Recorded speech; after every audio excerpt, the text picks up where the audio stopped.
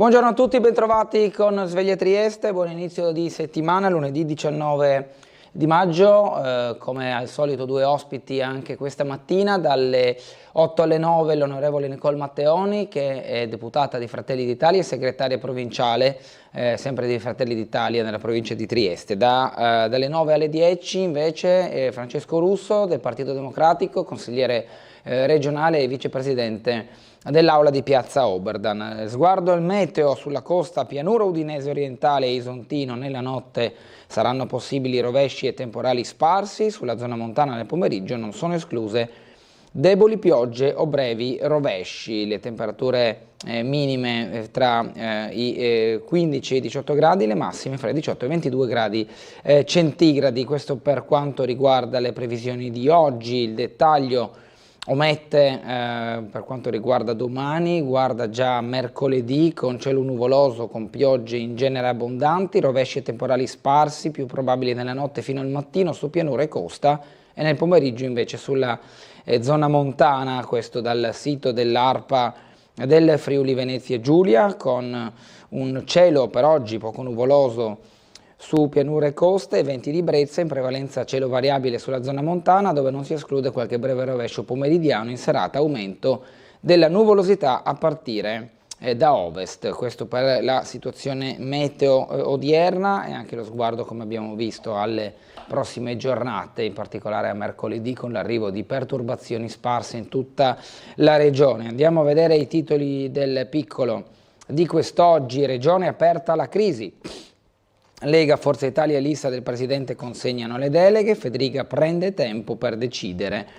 Vertice di maggioranza nel centrodestra regionale, dopo le dichiarazioni di Ciriani, gli alleati chiedono chiarezza a Fratelli d'Italia. L'opposizione dice sceneggiata per ottenere il terzo mandato. Le ambizioni e la gestione del potere nell'analisi di Paolo Mosanghini a pagina 3, e poi quelle partite ancora aperte con il governo, invece il commento di Francesco Iori a pagina 21.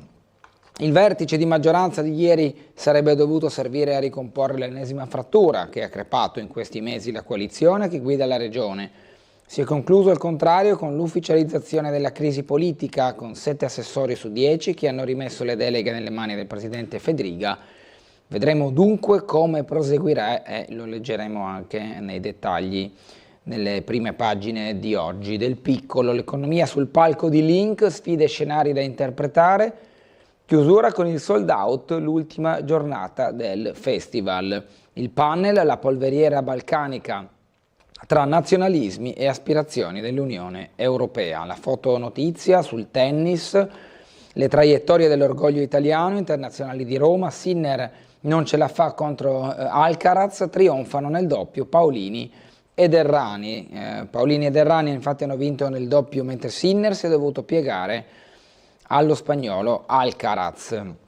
Per le altre notizie dal Vaticano, la pace al primo posto, inizia l'era di Leone XIV, inizia infatti l'era di Papa Leone XIV, un bagno di folla di 200.000 fedeli ha accompagnato nel giorno del suo insediamento, che segna l'inizio di un pontificato già improntato alla costruzione della pace nel mondo. Oltre 150 le delegazioni presenti ieri. Le notizie di cronaca, negozi storici sfitti, si fanno largo le grandi catene. Dopo 4 anni arriva a Prosecco il medico di base, poi in salvo l'uomo sparito si è presentato spontaneamente al pronto soccorso. L'atleta croata cresciuta a Trieste, Sanda, un altro record in apnea.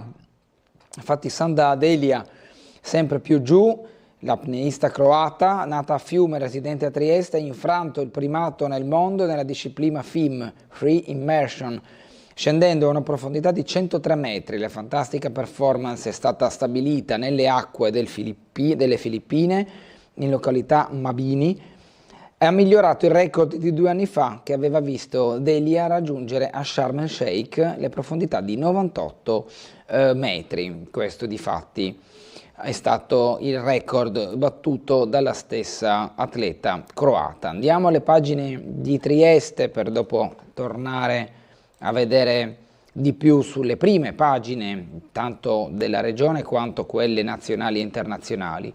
Negozi storici sfitti, le piccole attività divorate dalle catene. Vendite online e turismo hanno cambiato l'offerta commerciale del centro. Le realtà tradizionali stanno lasciando spazio al settore food e ai franchising. Con la romana Pompi, la ex merceria Servadei diventerà il regno del tiramisù e del gelato artigianale. Paolo Polla dice: i turisti non cercano più i piatti nostrani, ormai chiedono solo pasta e pizza. Ammette.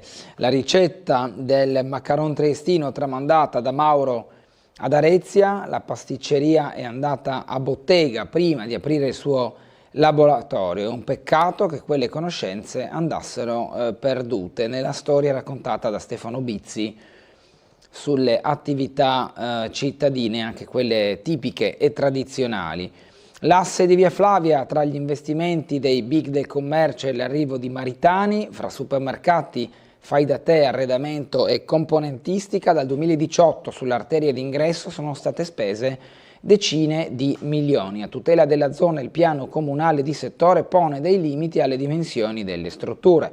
Il cantiere che trasformerà il locale di Piazzale Cagni in un bar pasticceria, l'obiettivo è quello di finire nel mese di agosto. Qui il cantiere che trasformerà l'ex Bar Flavia nel locale di Maritani, cui già il locale è presente in piazza Tommaseo e prende il largo dopo essere nato nella zona di Staranzano, una delle pasticcerie che ha investito nella città in questi anni. Il pioniere, la scelta di aprire in Via Flavia, guardando il flusso della zona, vede tra i pionieri Paolo Fontanot, che nel 2016 ha aperto il pane quotidiano in strada della Rosandra. Dal 2018 ogni anno si sono contate nuove aperture della grande distribuzione, tra supermercati, proposte per il bricolage, i ricambi per autovetture e biciclette. Un luogo iconico e un punto d'incontro dei triestini, come il Bar Flavia, chiuso dal gennaio dell'anno scorso, sta per rivivere grazie al progetto della famiglia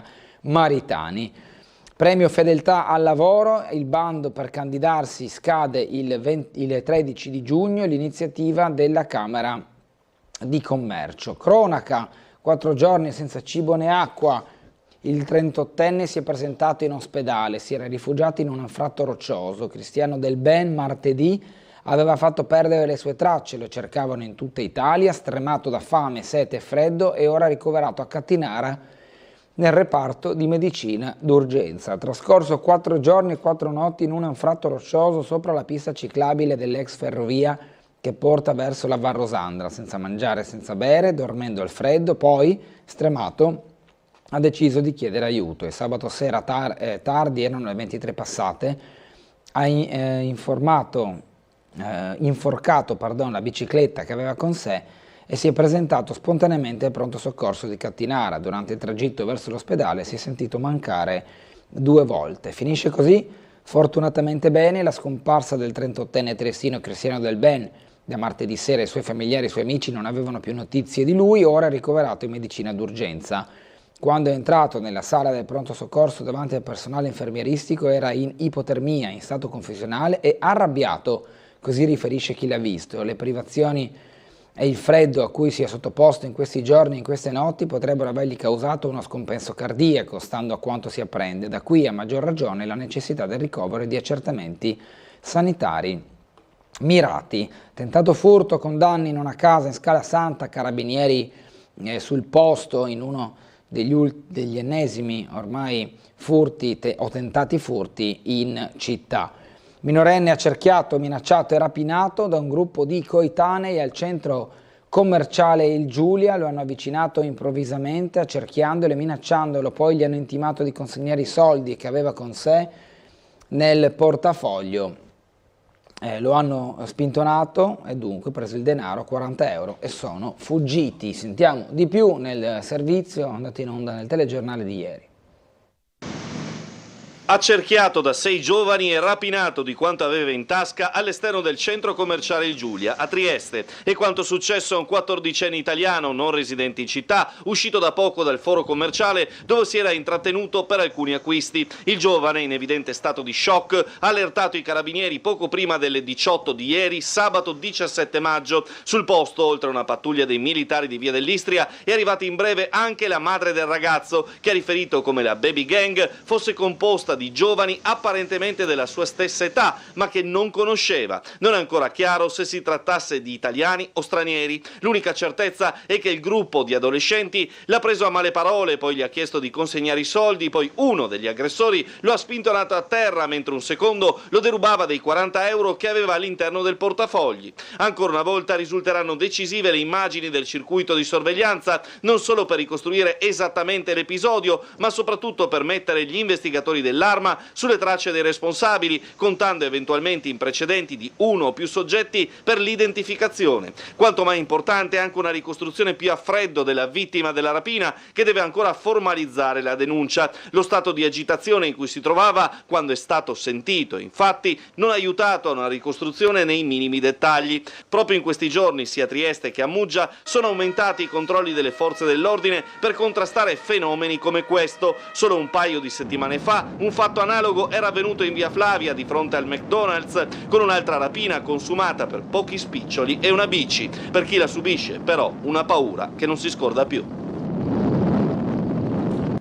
Tra le altre notizie della pagina, scontro tra due auto all'incrocio di via Roma, 3 feriti e traffico in tilt ieri mattina, e poi tampona una moto sulla strada di Lignano, ferita una coppia, coinvolto un triestino. Andiamo alla pagina che si occupa della protesta dei Novo Via, che ritorna sotto il municipio nel Consiglio Comunale oggi alle 19 durante i lavori d'aula. È stata convocata infatti questa manifestazione da parte del Comitato Novo Via, che, come leggiamo, sceglie di confermare la presenza in Piazza Unità alle 19 durante i lavori d'aula. Abbiamo appreso che la delibera delle Novo Via non è inserita nell'ordine del giorno del Consiglio Comunale, così William Starz, che dunque ha chiamato, assieme anche alla sponda di alcuni gruppi politici, alla manifestazione. Il castello dimenticato di Altura, tra degrado e un futuro incerto. La struttura della ex linea ferroviaria Trieste-Erpelle viene utilizzata per i bivacchi, smantellata negli anni 60,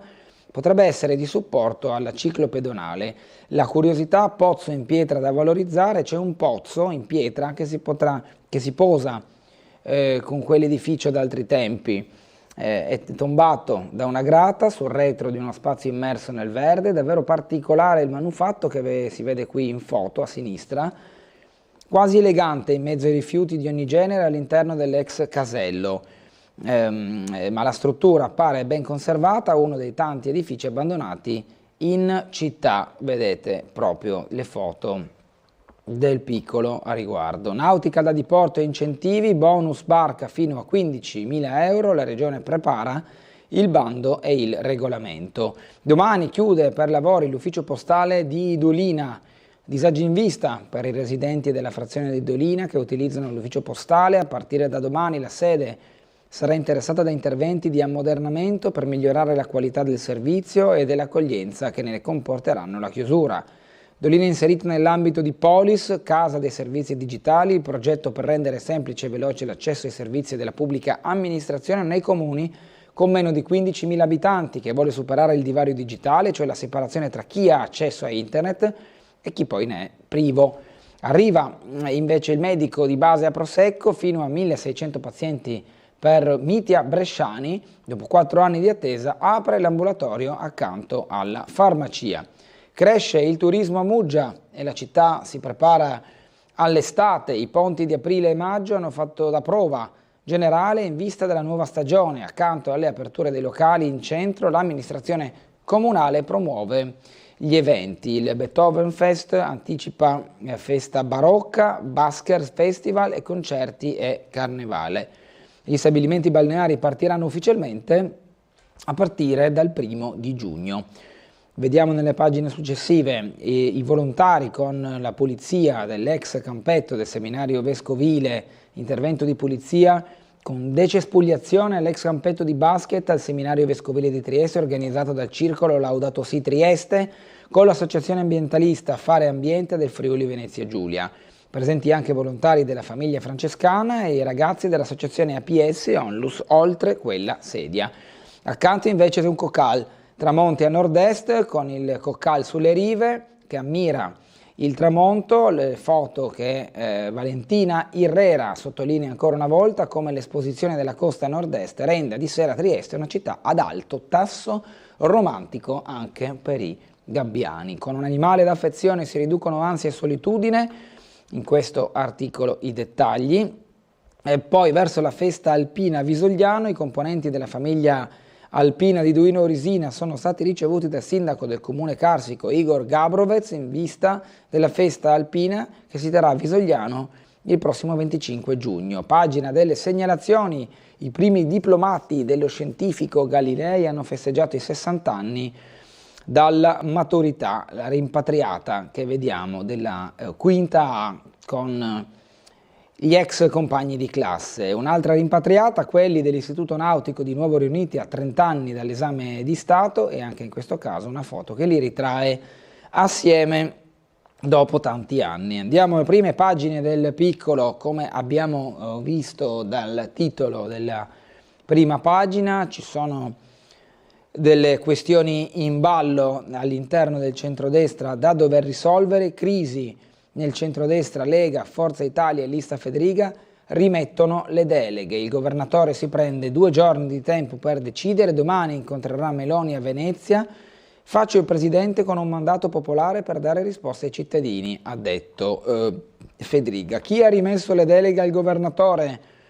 In gioco, in grigio, chi ha rimesso le deleghe, ovvero Sergio Mediobini della Lista Federica, attività produttive e turismo, Pierpaolo Roberti con le deleghe autonomie locali, funzione pubblica, sicurezza e immigrazione, sempre in quota Lista Federica, Riccardo Riccardi, salute, politica sociale e protezione civile in quota Forza Italia, Alessia Rosolen, lavoro, istruzione, università e famiglia, scelta anche in questo caso da presidente Federica, e poi Sebastiano Callari, patrimonio, demanio, servizi informativi, e in questo caso in quota Lega. Chi non le ha invece rimesse?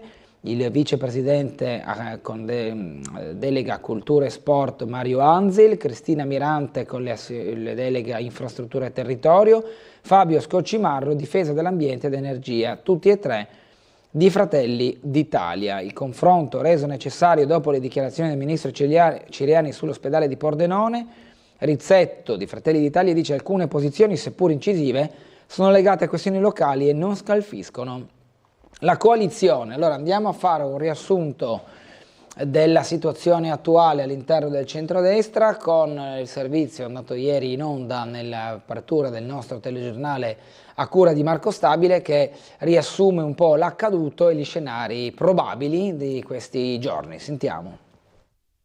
Deleghe di Lega, Forza Italia e Lista Federica nelle mani del presidente della regione Massimiliano Federica. Incontro con la presidente Giorgia Meloni martedì a Venezia a margine del summit L'Italia delle regioni, che potrebbe risultare decisivo per capire quali conseguenze avrà la crisi di maggioranza aperta proprio dal partito della Premier all'interno della squadra di governo del Friuli Venezia Giulia. Una spaccatura ormai conclamata, con buona pace di chi pensava che le dure critiche del ministro meloniano Luca Ciriani sulla sanità regionale e in particolare sulla finta inaugurazione letteralmente del nuovo ospedale di Pordenone potessero venire archiviate a tarallucci e vino. Pure le parole del presidente però stamani a Linchi in Piazza dell'Unità sembravano preconizzare una pacificazione. È un confronto anche tra idee diverse che magari possono giungere anche a conclusioni diverse, ma sempre dentro il confronto, ed è quello un po' a cui si dovrebbe riabituare il Paese: favorire il confronto e non lo scontro, che non vuol dire, ribadisco, arrivare a posizioni unitarie su tutto, ma vuol dire semplicemente strutturare anche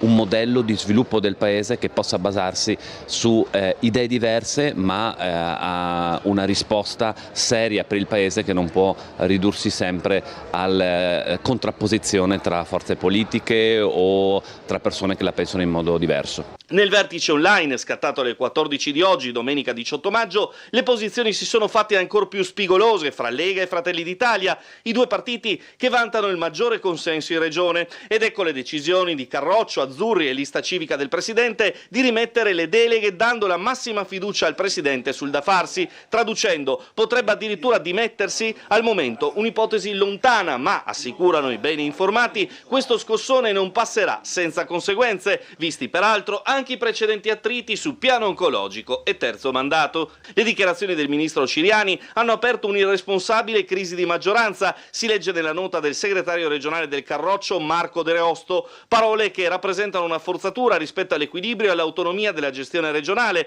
mosse più da ambizioni politiche personali che da un reale interesse per il buon governo del territorio. E poi ancora respingiamo esternazioni opache e strumentali che tentano di mettere in discussione l'operato del presidente Fedriga e della sua giunta, che continuano a godere di un ampio consenso tra i cittadini. Se qualcuno, scrive ancora Dreosto, ha la ricetta magica per risolvere tutte le questioni, auspichiamo che se ne assuma la responsabilità. Il segretario regionale di Fratelli d'Italia Walter Rizzetto, riferendosi alle esternazioni del ministro Ciriani, parla invece di posizioni che, seppur espresse in modo incisivo, siano da attribuire a situazioni locali che per nulla scalfiscono la tenuta della maggioranza. Nel ribadire che per Fratelli d'Italia si deve andare avanti a lavorare per il bene del Friuli Venezia Giulia e dei suoi cittadini, mi auguro che un chiarimento sia servito, forse ne seguiranno altri, ma ricordo in primis a me stesso che la politica vive anche di questi passaggi. Al posto di immaginare oggi papabili candidati per il 2028, spiega ancora Rizzetto, continuiamo ad impegnarci e lavorare per il bene del Friuli Venezia Giulia.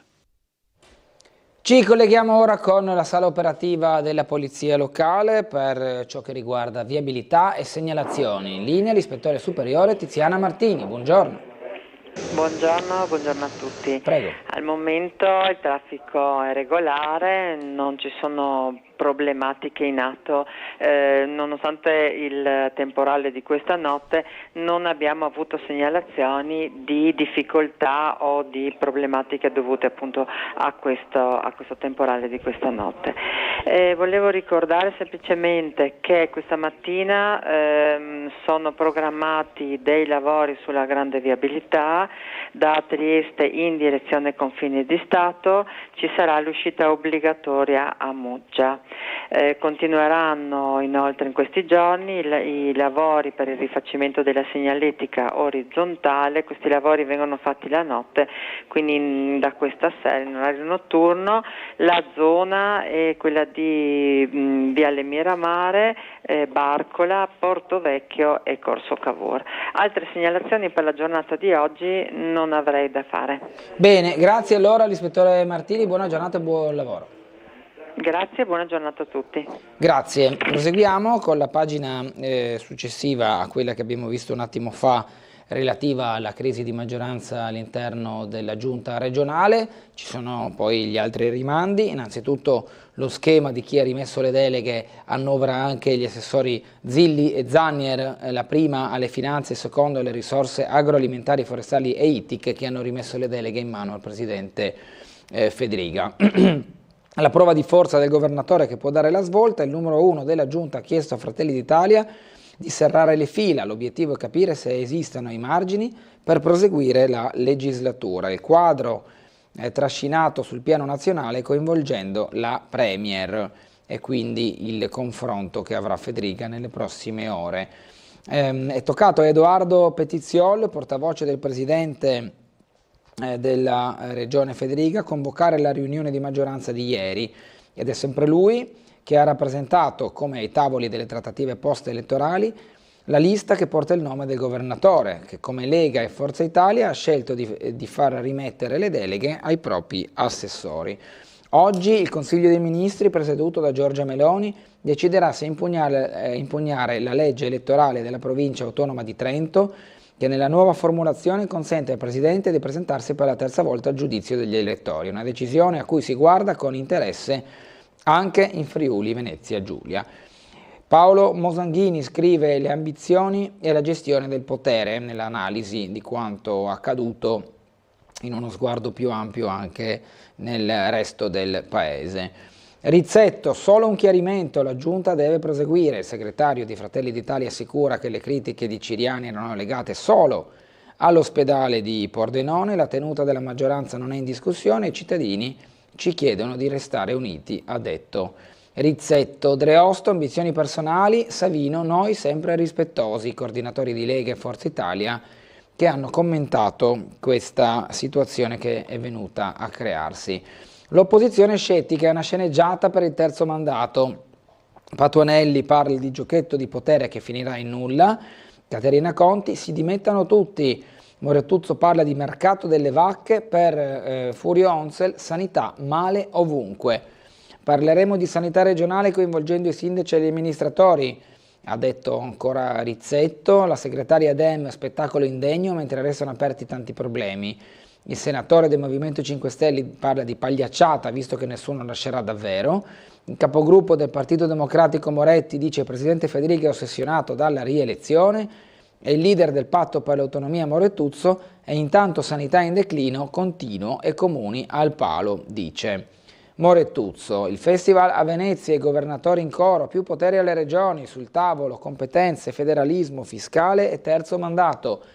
Oggi la decisione del Consiglio dei Ministri sulla legge approvata a Trento. Il ministro Calderoli, non togliere l'autonomia a chi ce l'ha già, ha detto da Venezia riguardo l'autonomia. Andiamo a scenari internazionali. Disgelo tra Vance e Zelensky a Roma. Oggi Trump sentirà Putin al telefono. La stretta di mano alla messa di intronizzazione di Papa Leone XIV dopo lo scontro del febbraio scorso nello Studio Ovale. Il leader ucraino, cessate il fuoco il prima possibile, fate pressing su Mosca. I volenterosi puntano a parlare con il tycoon prima della telefonata prevista con lo zar. Medio Oriente, parte l'escalation militare, possibile la fine della guerra. Netanyahu ha inserito lo stop ai combattimenti tra i temi in discussione nei negoziati. Israele avvia l'offensiva su Gaza per fare pressione su Hamas. Mohammed Sinwar, il fratello più giovane dell'ex capo di Hamas, sarebbe stato eliminato, così arrivano delle informazioni dal fronte di guerra. Meloni riunisce Stati Uniti e Unione Europea, adesso un nuovo inizio. Vertice a Palazzo Chigi con von der Leyen e il vicepresidente americano, si cerca l'intesa su dazi. La Premier, passo avanti per l'unità dell'Occidente. Oggi c'è anche il vertice post-Brexit, atteso l'accordo fra l'Europa e il Regno Unito. Romania, il trionfo di Dan attesta un colpo ai sovranisti alle elezioni presidenziali. La Romania potrebbe essere ricordata come il luogo del primo duro colpo ai sovranisti in Europa. Il sindaco di Bucarest, l'europeista Nicurso Dan, ha ribaltato il trend del primo turno, trionfando su George Simeon, leader di AUR e esponente di primo piano dell'ultradestra europea. La vittoria di Dan è apparsa chiara già sin dagli exit poll, che tuttavia Simeon aveva contestato. Sono io il presidente, aveva dichiarato il candidato sovranista, facendo temere una notte segnata dal caos. Pagina seguente, proprio con il giorno del Papa, inizia l'era di Leone XIV, la pace al primo posto. Un bagno di folla lo ha accompagnato nella cerimonia dell'insediamento.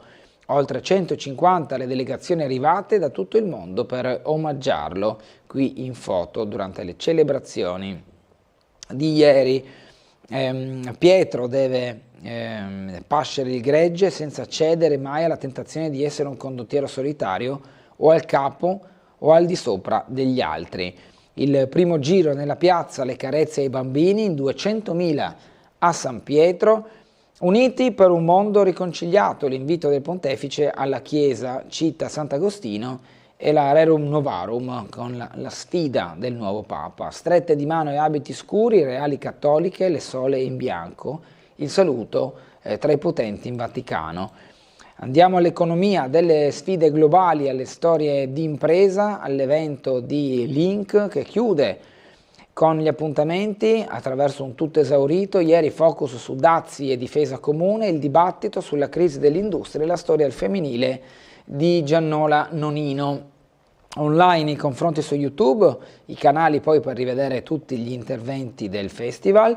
L'eterna polveriera dei Balcani fra nazionalismi e ambizioni dell'Unione Europea, con Capozzo che ha parlato ieri nel palco del panel dei Balcani. Quanto successo lì è stato anticipatorio di quello che poi è avvenuto dopo, a partire da quel fatale colpo a Sarajevo. Passato e prospettive dell'area affrontate ieri durante l'Inchi. Fratelli Granbassi e quel cartellino nero a entrambi in Belgio, l'aneddoto sulle proteste dopo una sconfitta in pedana e poi le radici, la condivisione e cementare il legame. Erano presenti Giannola Nonilo, c'era anche Boscia Tanevic in platea Link, nonché Cristiano Borian, CFO di Generali, che ha parlato al microfono. Il concerto finale linkando tra gli ospiti anche Trichilo, ambasciatore italiano in Croazia. Poi l'allargamento serve anche uno sforzo da parte degli stati membri, ha detto. Noi ci fermiamo per un'interruzione pubblicitaria, torneremo tra qualche minuto con le altre notizie dal piccolo. Ci vediamo tra poco.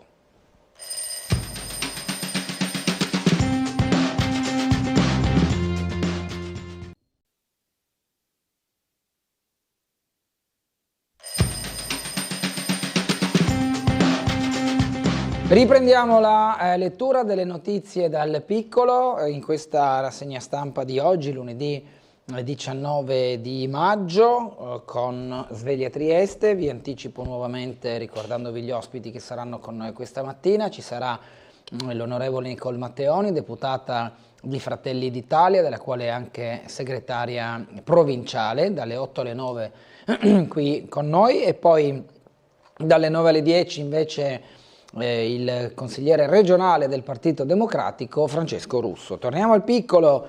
Delia in apnea, 103 metri sotto il mare, record per la fiumana adottata da Trieste. Primato mondiale nella disciplina Free Immersion. Ho curato ogni minimo dettaglio, non mi fermerò certo adesso, ha detto la stessa Delia. Amministrative croate, la dieta perde l'Istria, svolta centrista a Fiume. Nella penisola, ballottaggio fra Miletic e la SPD Radolovic per la regione. Quarnerina, sfida tra socialdemocratici e HDZ. Il presidente Milanovic: non intendo ricandidarmi, ha detto. La caduta da catamarano in Darsena a Venezia, Anna trascinata sott'acqua, la scena ripresa nei video, focus su dinamica dell'incidente e contratto di lavoro della 17enne, ispezioni a bordo con lo skipper. La ragazza, sbalzata con forza dalla barca, sparisce in mare, risucchiata dalla cima, avvolta dall'elica dello scafo. Il papà doveva fare solo la hostess e non le manovre di ormeggio. L'ultimo saluto all'imbarco, mia figlia era felice, muoveva i primi passi sulla sua strada, aveva il mare e la laguna nelle vene, ma io le avevo insegnato a essere estremamente prudente. Qui l'intervista e il ricordo, nonché lo strazio del genitore. L'inserto Nord-Est Eventi, voci dell'Isonzo e storie dal mondo, si intitola così. Qui altrove, We the People, il Festival dell'Acqua di Staranzano. Ancora, dal granchio blu al gambero killer, le specie aliene viste da Pennacchi. L'attore e regista dialogherà all'idrovora Sacchetti con lo zoologo Bressi. Gli animali in fondo sono una chiave per parlare anche degli uomini. E quindi andiamo agli articoli sulle idee, con Francesco Iori che scrive le partite aperte con Roma, e poi il tennis, le linee dell'orgoglio con vittorie e sconfitte degli azzurri in questi giorni. Dove nasce l'ostilità antifrancese? Lo riporta Diego Marani. Le notizie di Trieste che abbiamo visto in apertura di rassegna stampa, una veloce carrellata anche per chi fosse collegato da poco. Negozi storici sfitti, le piccole attività divorate dalle catene.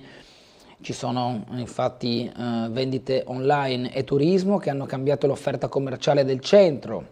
Le realtà tradizionali stanno lasciando spazio al settore food e ai franchising. La ricetta del macaron triestino tramandata da Mauro ad Arezia, con le tradizioni che vengono via via sempre meno tutelate. Il pioniere dello sviluppo nell'area invece di Via Flavia è stato Fontanot con il pane quotidiano, ma proprio nell'ex bar Flavia arriverà Maritani, l'asse di Via Flavia tra gli investimenti dei big del commercio e l'arrivo, come abbiamo detto, di Maritani. Premio Fedeltà al Lavoro, il bando per candidarsi scade il 13 di giugno, l'iniziativa della Camera di Commercio. Cronaca, 4 giorni senza cibo né acqua e il 38enne si è presentato in ospedale.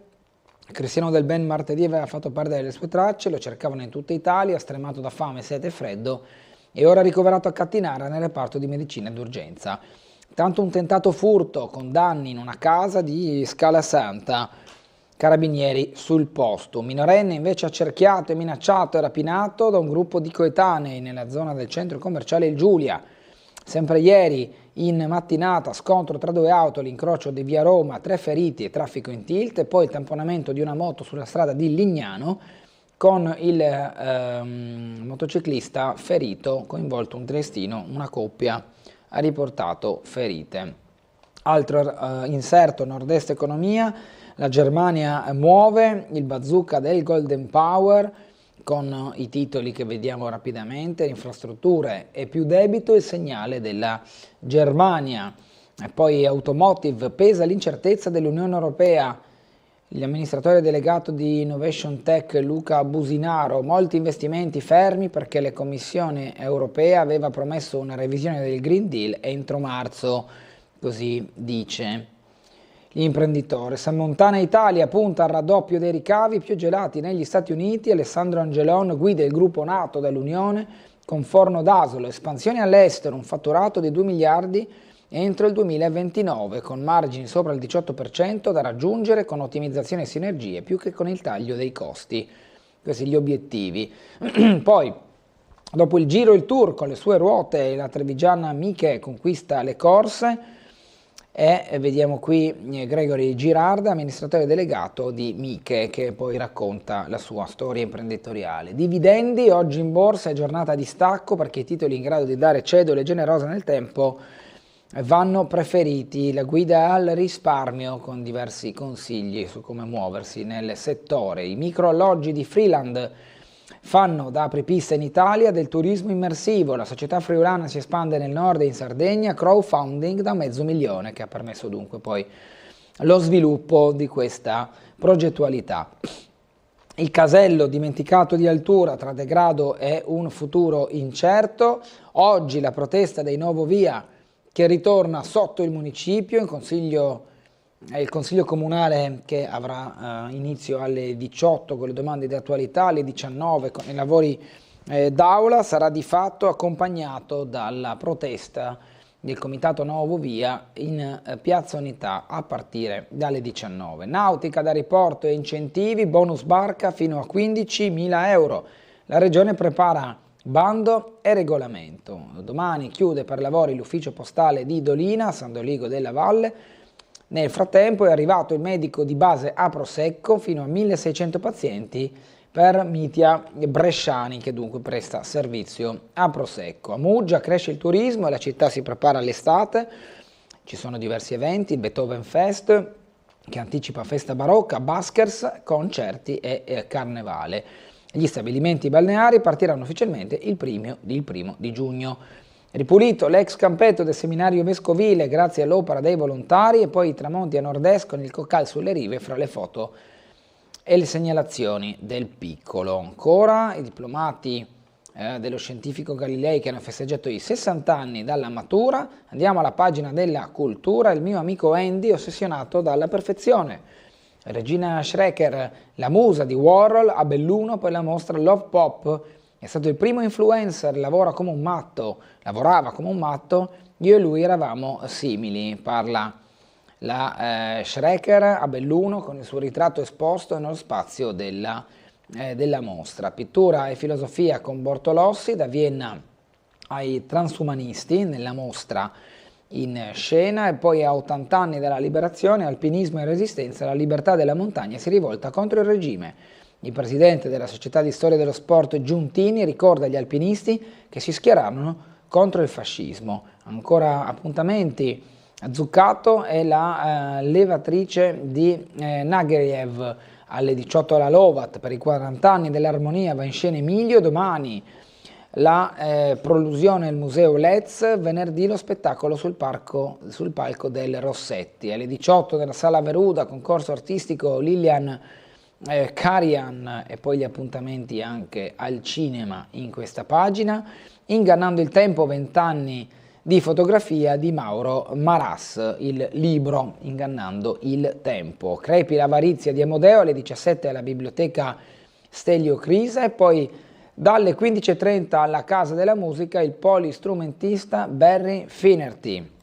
Sport, countdown americano, la salvezza conquistata dalla squadra di Tesser al Rocco contro il Caldiero non lascia alibi al presidente Rosenzweig, servono 5-6 milioni entro fine mese. Intanto vediamo la festa per la salvezza ottenuta dalla Triestina sabato sera allo Stadio Rocco.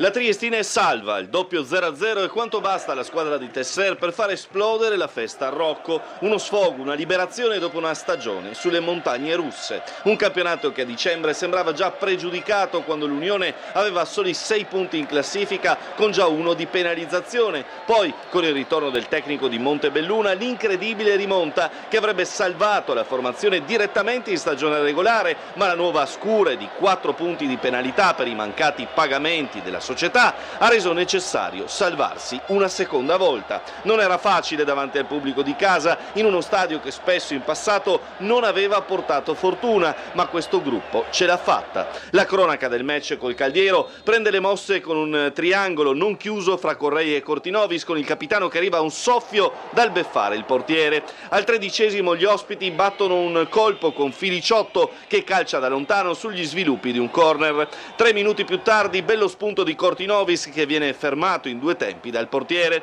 Il primo tempo non regala ulteriori particolari emozioni, il solo Ross deve fare attenzione su un corner sul finire dei primi 45 minuti. Nella ripresa Tesser sostituisce Fiordilino e Udo inserendo Brahim e Vertainen poco prima dell'ora di gioco. La prima occasione è ghiottissima quando il pallone del terzino ospite sbatte sulle spalle di Vertainen, materializzando un assist involontario per Olivieri che serve in area al finlandese che in scivolata non riesce a imprimere forza al tiro.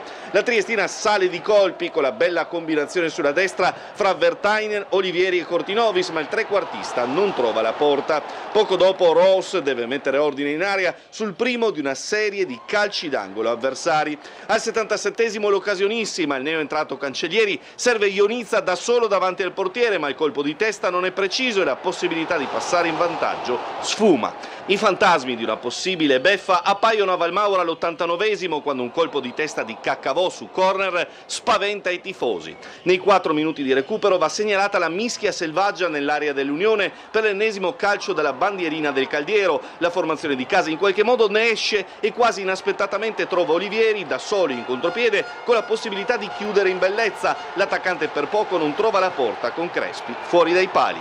Poi il dolcissimo suono del triplice fischio finale ed è tempo di fare festa, di condividere l'obiettivo raggiunto abbracciando forte la Labarda che tutti abbiamo nel cuore. Le parole di Tessera, il gruppo ha voluto trasmettere il senso di comunità detto in sala stampa e lo leggiamo anche dal piccolo, ma sentiamo direttamente Tesser nel dopogara di sabato sera. Molto contento della salvezza ottenuta, ha lasciato intendere più di quanto ha semplicemente detto.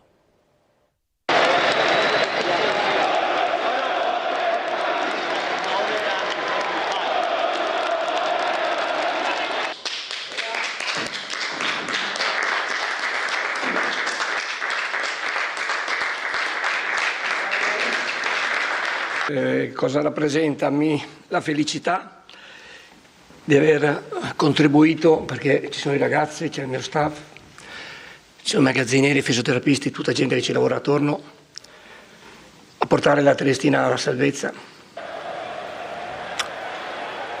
e aver fatto questo risultato è una cosa importante, perché Trieste non merita che lotti per la 4ª serie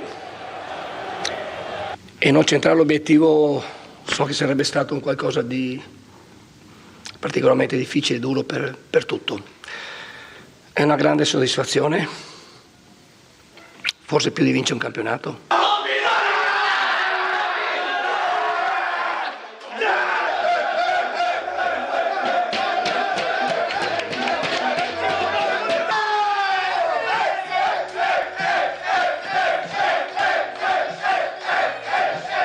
L'incoscienza mia, che ho convinto i miei collaboratori a prendere questa squadra quando aveva 6 punti in classifica, 7 fatti sul campo dopo 16 partite, dovendo affrontare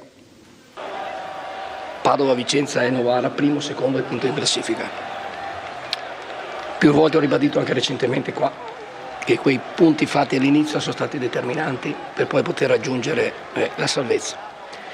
Ringrazio i miei calciatori, mi hanno dato tutto, con impegno, con serietà, con professionalità. Non ho mai avuto nessun problema in spogliatoio per un giorno. Dove vai?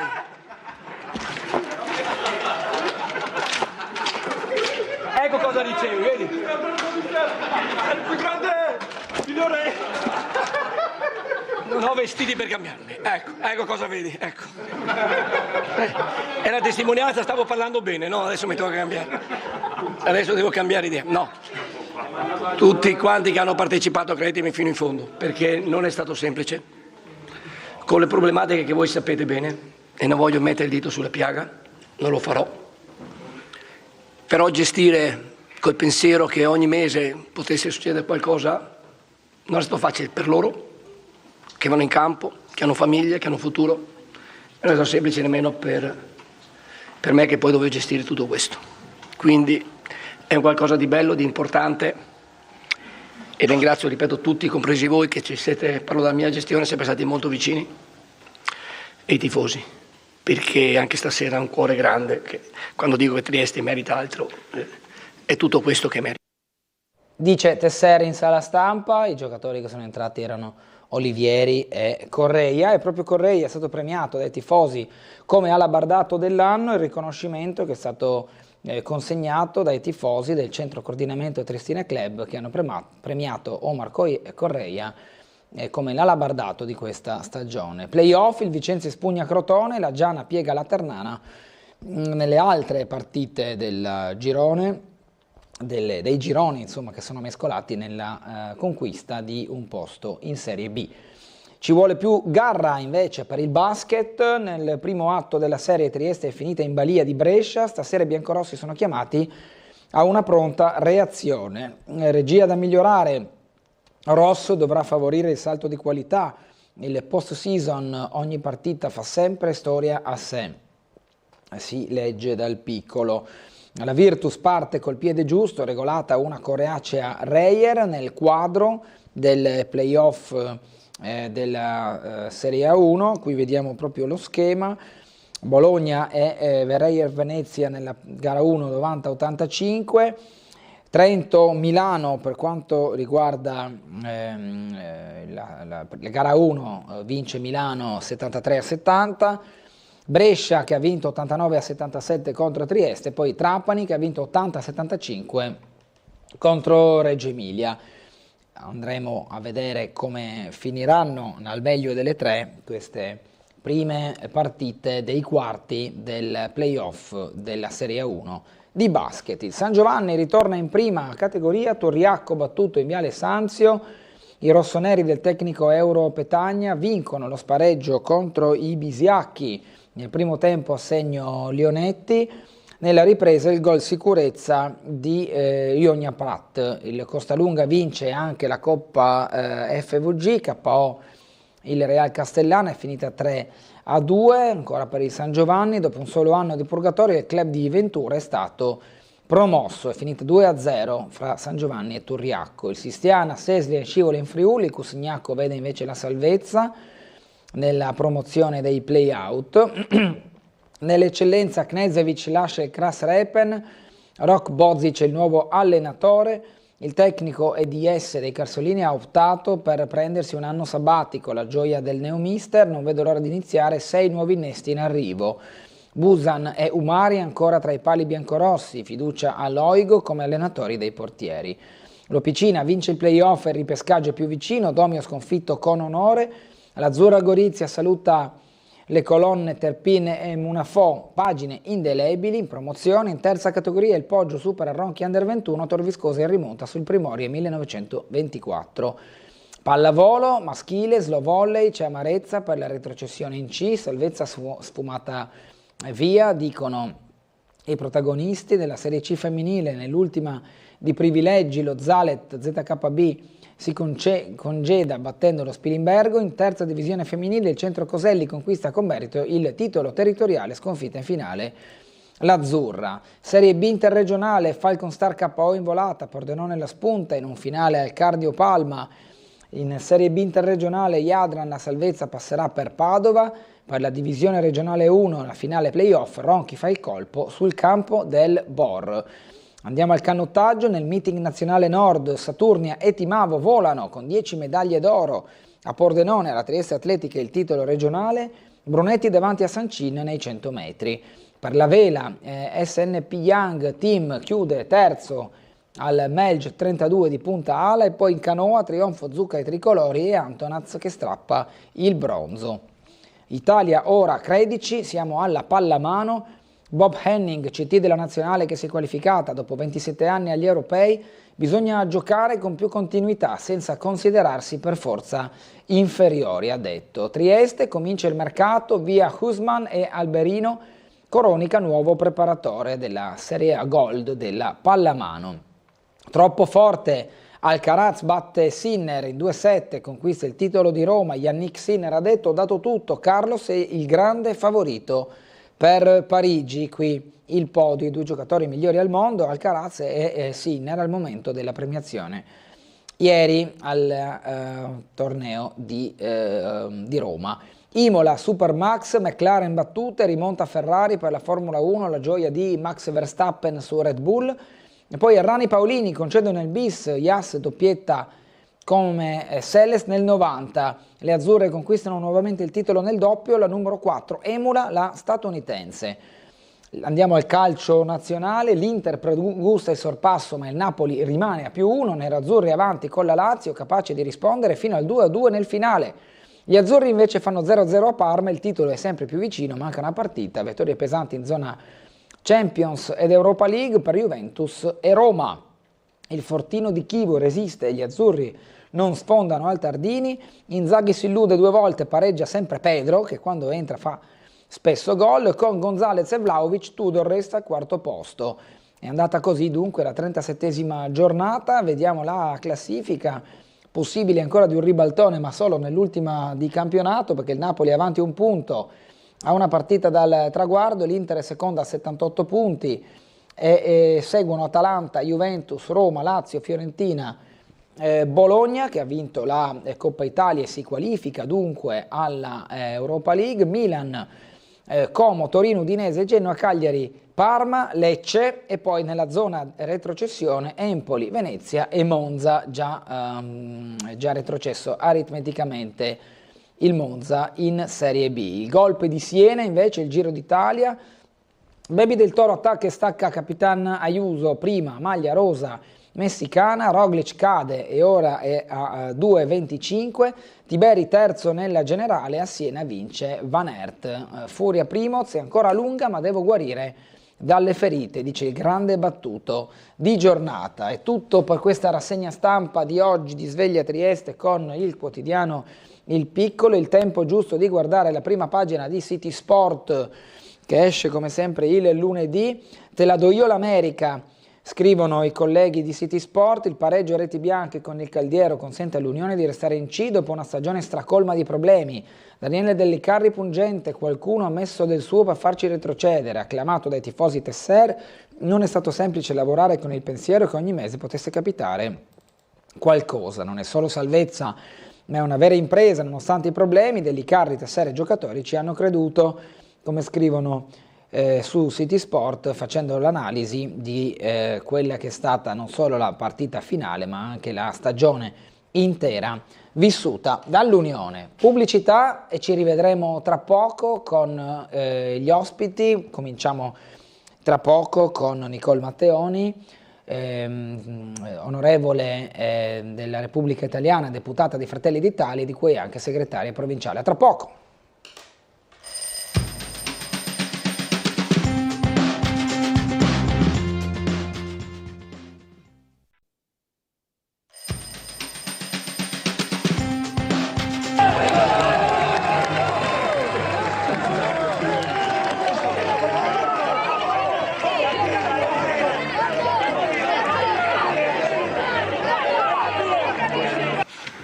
ringraziare l'allenatore, ringraziare i giocatori, perché hanno dato tutto in momenti di difficoltà, si sono dimostrati molto uomini e questo è il ringraziamento più grande che io faccio a loro.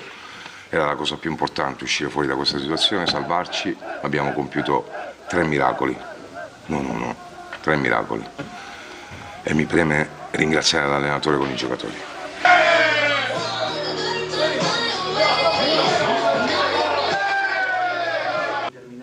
È stato fondamentale avere a che fare con degli uomini, aver creato un gruppo di uomini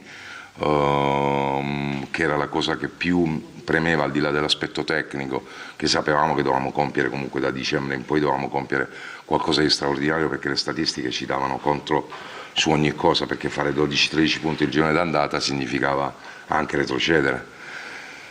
Qualcuno ci ha messo del suo per farci retrocedere e noi abbiamo fatto il contrario per salvarci.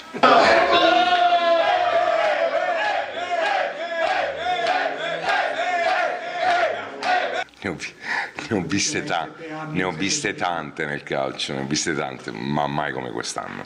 Ne ho viste veramente tante, però poi fa parte del gioco, tante cose accadono, ma non voglio colpevolizzare nessuno. È stata una stagione tribolata, oggi c'è solamente da fare gli applausi ai giocatori e all'allenatore. Perché con l'allenatore si è detto ai calciatori che noi avevamo solo un compito, quello di stare in campo e pensare alla salvezza della Triestina, perché i giocatori devono fare i professionisti, l'hanno dimostrato a più riprese in quest'anno, nonostante i momenti down di una stagione che ci sta a giocare male e giocare bene, ma siamo stati bravi a mantenere l'equilibrio dentro lo spogliatoio nonostante le vicissitudini esterne.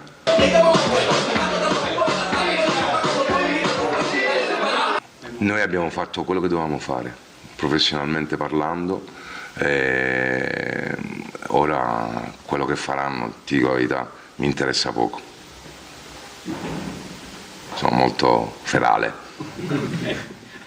Così Daniele Dellicarri in conferenza stampa sabato dopo la partita, direttore sportivo della Triestina, che lascia intendere proprio l'obiettivo raggiunto al netto delle tante difficoltà e di quella situazione societaria che tutti i tifosi stanno adesso aspettando di capire come evolverà. In studio ci ha raggiunto Nicole Matteoni, l'onorevole Nicole Matteoni, deputata di Fratelli d'Italia, di cui è anche segretaria provinciale. Buongiorno e bentrovata. Buongiorno e grazie dell'invito.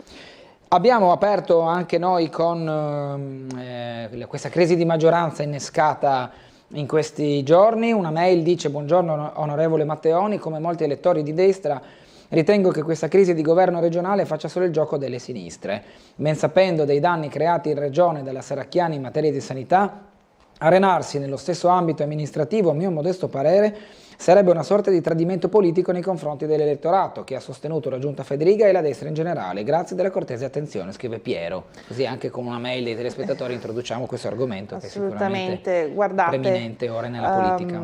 È successo locale. tutto in pochi giorni, ovvero c'è stata un'intervista del ministro Ciriani in cui ha analizzato e puntualizzato la criticità in essere sul nuovo ospedale di Pordenone, una criticità oggettiva, e su questo episodio, su questa intervista si è creato, diciamo, questo momento oggettivo di crisi, perché apprendiamo appunto da ieri pomeriggio che sono state rimesse le deleghe al Presidente Fedriga e il Presidente Fedriga è in attesa di avere un confronto anche con Giorgia Meloni.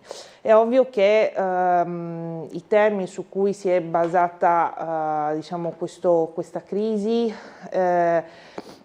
sono termini molto locali, ovvero c'è un problema locale su Pordenone che non va, a nostro avviso, per quanto riguarda Fratelli d'Italia, Friuli Venezia Giulia e ovviamente anche Fratelli d'Italia di Trieste, non va a inficiare assolutamente il grande lavoro della giunta regionale, un grande lavoro che noi vogliamo continui fino al 2028. E quindi assolutamente io sono convinta che questa problematica possa rientrare nel più breve tempo possibile. anche perché le sfide sono tante, abbiamo necessità di dare ancora più risposte sul grande tema della sanità piuttosto che delle politiche abitative, le misure per le famiglie, per il lavoro, quindi ci sono tanti temi ancora da affrontare che bisogna affrontare di squadra con il centrodestra unito. Per noi questa è la ricetta, sono convinta che di sicuro si troverà la quadra su tutto e che continueremo a governare fino al 2028. È ovvio che sotto, diciamo, in tutta questa diatriba che potrebbe sembrare locale, c'è anche un convitato di Pietra che è il terzo mandato. Oggi c'è il Consiglio dei Ministri che deciderà se impugnare o meno la legge regionale del Trentino Alto Adige che apre al terzo mandato, e su questo grande tema ovviamente Fratelli d'Italia ha avuto sempre una posizione netta prima di qualsiasi discussione attuale. Ecco, faccio riferimento soprattutto alla legge sul premierato, una legge che vuole Fratelli d'Italia, una legge voluta da Giorgia Meloni che sia, possiamo dirlo con tranquillità, sia il leader più ben voluto d'Italia, e che lei stessa ha previsto per questa legge 2 mandati per quanto riguarda il ruolo del Presidente del Consiglio dei Ministri.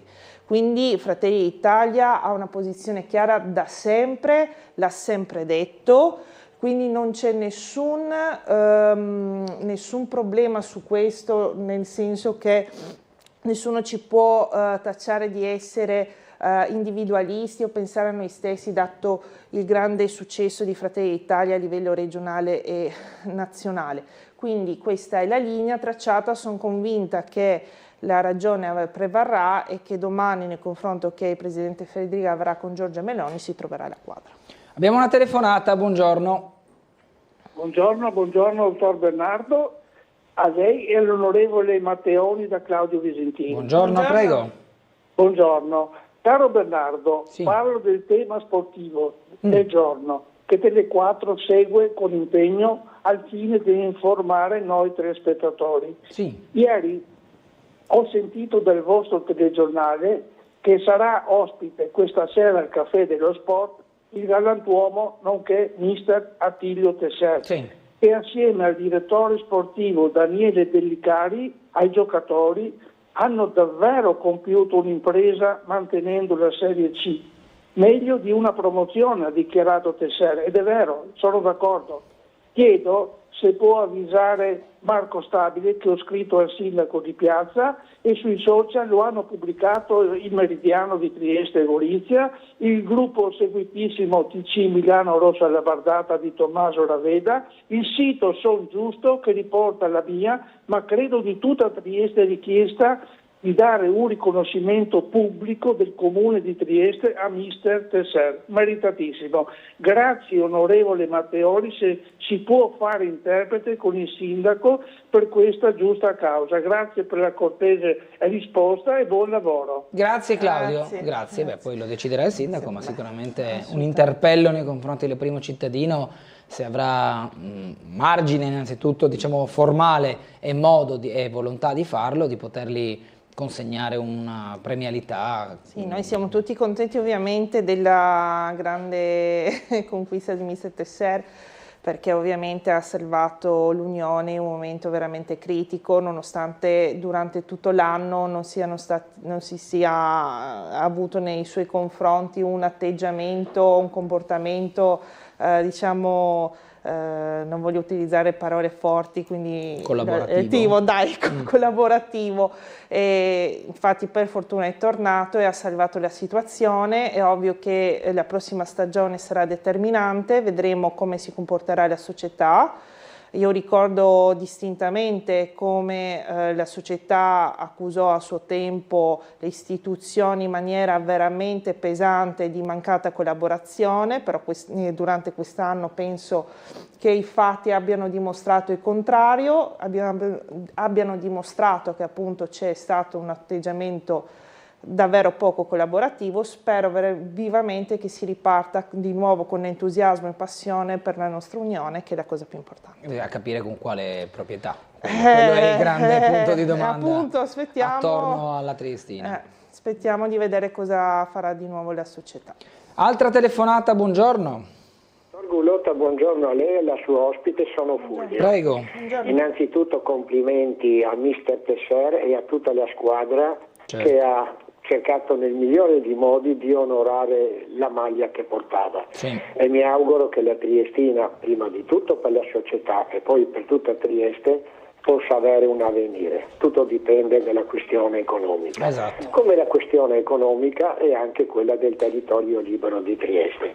Vede, onestà e correttezza vorrebbe, visto che si parla sempre di regole, Costituzione, rispetto delle leggi, che si tirassero fuori gli allegati del Trattato di pace, perché è legge della Repubblica Italiana. La politica, in questo frangente, io mi auguro che l'Italia, il più bel paese del mondo, si risollevi da quella drammatica crisi economica, perché un debito come l'Italia non ce l'ha nessuno. Era l'altra settimana che il debito ha superato i 3 miliardi oramai.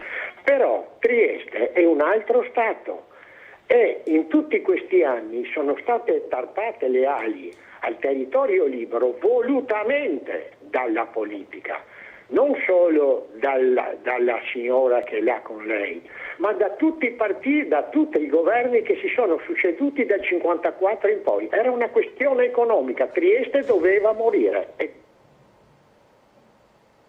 È finita la telefonata. Bene. Prego Matteone. Sì, ringrazio sempre gli amici del territorio libero di Trieste, che quando vengono a sveglia a Trieste devono sempre ripetere le stesse cose, sempre le stesse stupidaggini, adducendo a pezzetti di diritto internazionale che hanno letto qua e là su qualche post e che pensano di permettano di fare un'analisi veritiera su quel che è la situazione, è stata la situazione del territorio libero di Trieste. Ci ho detto, ne abbiamo parlato tante volte, l'ho fatta ogni volta quando viene anche Claudio Giacomelli. Questa cosa qui sinceramente ha un po' stufato. Se mi assumo tutta la responsabilità, anche se ho 37 anni, quindi non so che responsabilità posso avere, di non volere il territorio libero di Trieste e che Trieste sia Italia. Quindi viva Trieste italiana. Ciao. Andiamo a leggere una mail. Si discute spesso di immigrazione e delle possibili soluzioni a questo problema. Una risposta concreta consiste nel garantire uno sviluppo indipendente e sovrano dei paesi da cui proviene la maggior parte dei migranti. Sebbene il colonialismo ufficiale sia terminato, la Francia ha continuato a esercitare una forma di neocolonialismo economico in Africa anche attraverso il franco. Fortunatamente alcuni paesi stanno iniziando a porre fine a questa situazione. Un esempio significativo è rappresentato dal Burkina Faso, dove il presidente Ibrahim Traoré si sta impegnando per restituire al suo paese la sovranità e il controllo delle proprie risorse. Un saluto agli ospiti e alla redazione, riporta un telespettatore. Sì, assolutamente. Il complesso tema dell'immigrazione lo stiamo affrontando con tanto coraggio e anche con determinazione, anche e soprattutto grazie a Fratelli d'Italia e Giorgia Meloni, che ha messo questo tema al primo piano per quanto riguarda l'agenda di governo, assieme ovviamente al lavoro ed economia. Su questo tema abbiamo approvato da poco alla Camera, ora passerà al Senato, il DL Immigrazione, che va a regolamentare ancora meglio il tema dei centri dei rimpatri in Albania, su cui si sta ovviamente andando avanti. Non ne voglio parlare a grandi somme perché tendenzialmente se ne è già parlato e deve fare ancora un passaggio, non sappiamo se ci saranno ancora ulteriori modifiche, ma tendenzialmente per quanto riguarda l'azione del governo sull'immigrazione non facciamo sconti a nessuno. Il modello Albania, così è stato definito, viene preso in considerazione a livello europeo e anche da tanti altri paesi, quindi abbiamo finalmente ridato dignità all'Italia sia a livello internazionale, sia per quanto riguarda ovviamente delle politiche concrete per quanto riguarda il contrasto all'immigrazione. Abbiamo meno 60% di sbarchi,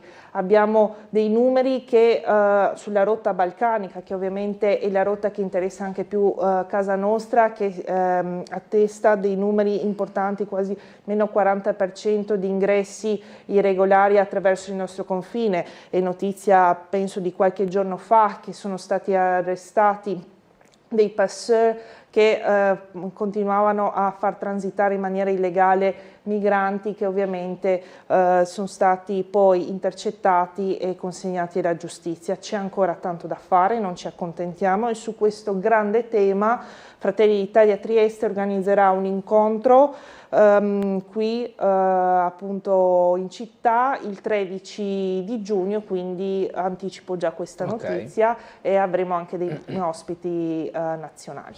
Altra telefonata, buongiorno. Buongiorno Bernardo, sono Diego. Prego. Allora, intanto un plauso alla Triestina che nonostante alcuni errori societari ha saputo mantenere la barra del timone e quindi ha mantenuto la permanenza in Serie C, e quindi un grande tesser e sicuramente un grande direttore sportivo. Sì. Per quanto riguarda l'ospite, l'onorevole Matteoni, io sarei un po' meno ottimista. E a cosa mi riferisco? A questa crisi, neocrisi regionale, che potrebbe, diciamo, trasformarsi in qualcosa di più grande, non solo di locale. A cosa mi riferisco? Alla possibilità che questa crisi si estenda anche al vicino Veneto, perché dal mio punto di vista penso che di fondo ci sia uno scontro per quanto riguarda il terzo mandato, uno scontro che potrebbe diventare frontale a Roma proprio tra Fratelli d'Italia e la Lega. Ecco, domani ci sarà, da quello che so, un incontro del Presidente Sedriga direttamente con il Presidente del Consiglio e la Meloni. Vedremo cosa scaturirà da questo incontro, ma sicuramente la nostra Presidente, cioè il nostro Presidente del Consiglio, la Meloni, avrà una bella gatta da pelare. Ecco. In questo momento sicuramente qualche problema politico a Roma ci sarà, vedremo cosa succederà nei prossimi giorni. E su questo ovviamente vorrei sentire un parere dell'ospite. Bene. Con questo io vi saluto, Grazie. vi ringrazio e vi auguro una buona giornata. Altrettanto, grazie. Allora, sì, per come avevo anche anticipato all'inizio, il tema Veneto però è un tema un po' diverso. C'è stata arrivata la sentenza, diciamo, del Consiglio di Stato e è stato sancito che il terzo mandato in Veneto non può essere dato. Quindi in Veneto ora si tratta di trovare il miglior candidato possibile, che sia di Fratelli d'Italia piuttosto che di Forza Italia, piuttosto anche della Lega, e che non sia Zaia tendenzialmente, certo, perché la legge impedisce il terzo mandato per le regioni a statuto ordinario. Ma in quella sentenza c'è di più. In quella sentenza viene richiamato un principio costituzionale sul fatto, diciamo, la banalizzo con parole semplici, che non si possa andare a legiferare contro una normativa nazionale sul terzo mandato di principio, un principio che varrebbe anche per le regioni a statuto speciale.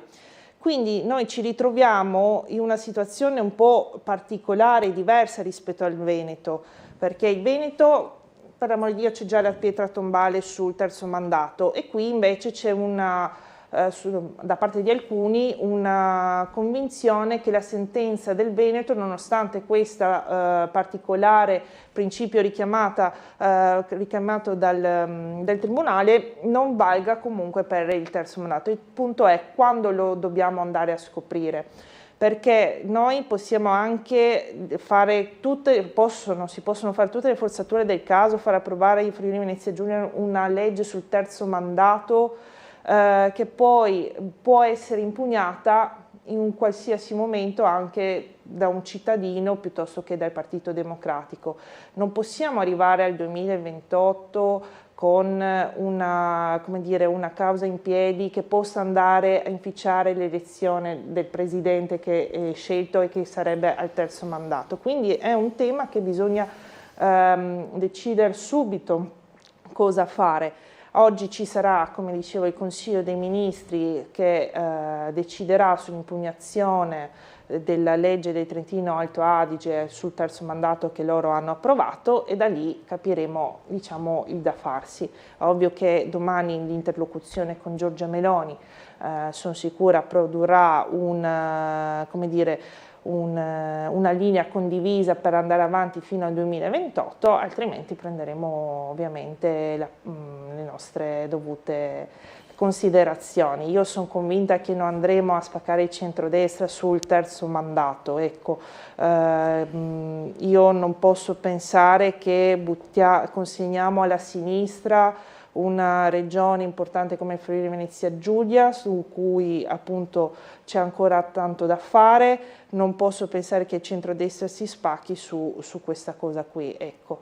Di sicuro è legittimo avere, come dire, questa rimostranza che si possa fare in virtù del regime di specialità del Friuli Venezia Giulia un terzo mandato. Ci è arrivata appunto questa sentenza poco fa in merito al Veneto che sancisce una cosa diversa. Dobbiamo appurare questa cosa dal punto di vista proprio giuridico, e secondo me una volta appurato questo possiamo anche, sarebbe inutile continuare a discuterne e continuare a litigare su questo, perché siamo ben tutti consapevoli che non è l'ospedale di Pordenone il problema.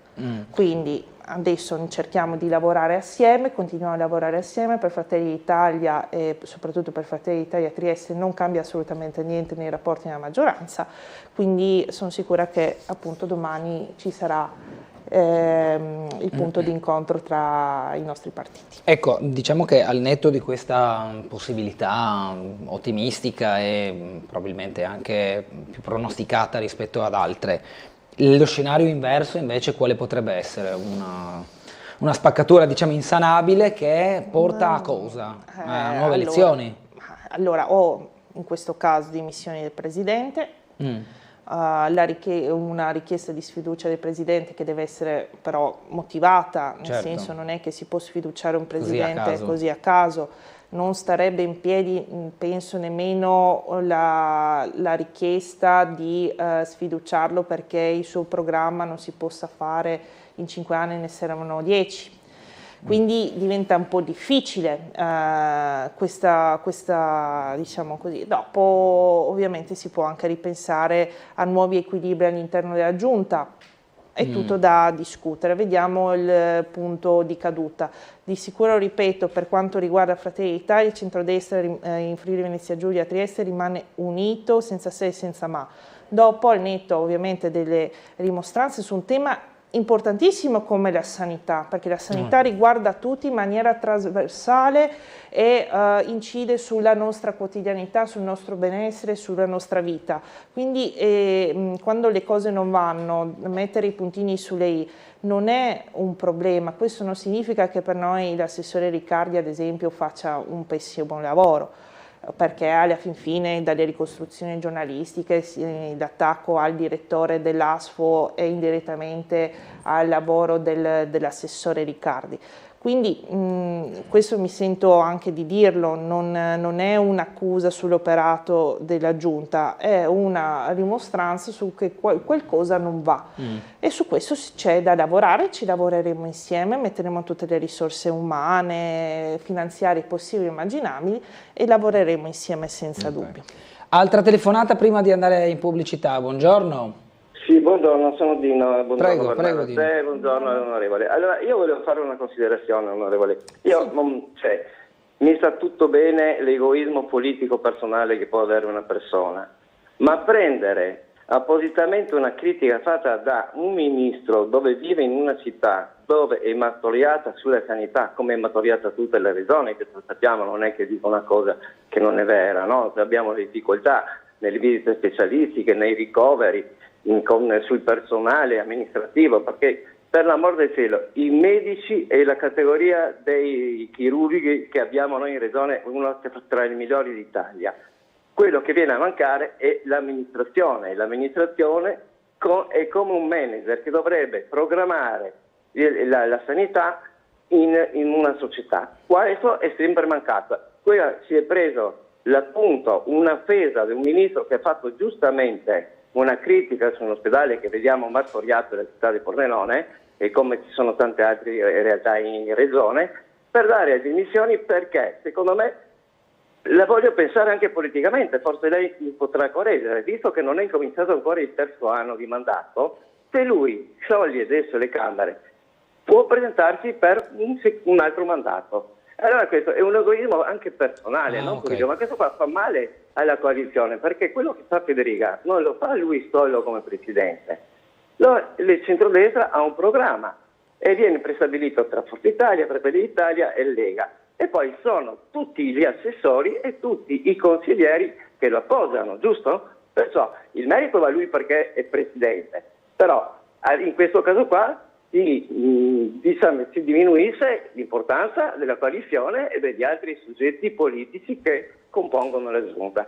E questo penso che è un passo sbagliato che ha fatto, a mio vedere. Okay. Grazie e buongiorno. Grazie. Allora, se vuole commentiamo, poi andiamo in pubblicità. Sì, diciamo che sotto il sfondo, come ho detto prima, il Comitato di Pietra di questa crisi è il terzo mandato senza dubbio. Io credo che sì, c'è questa possibilità, se il Presidente viene sfiduciato entro metà mandato, è possibile per lui ripresentarsi per un terzo, diciamo, mandato, passatemi il termine, regolare, perché non sarebbe scattato il secondo, sì, esattamente. Sì. Questa, cioè sarebbe da fare entro la metà del secondo. Sì, sarebbe da fare entro ottobre. Okay. Quindi tendenzialmente se si facesse, Federica si potrebbe ripresentare. È ovvio che noi vogliamo lavorare di squadra fino al 2028.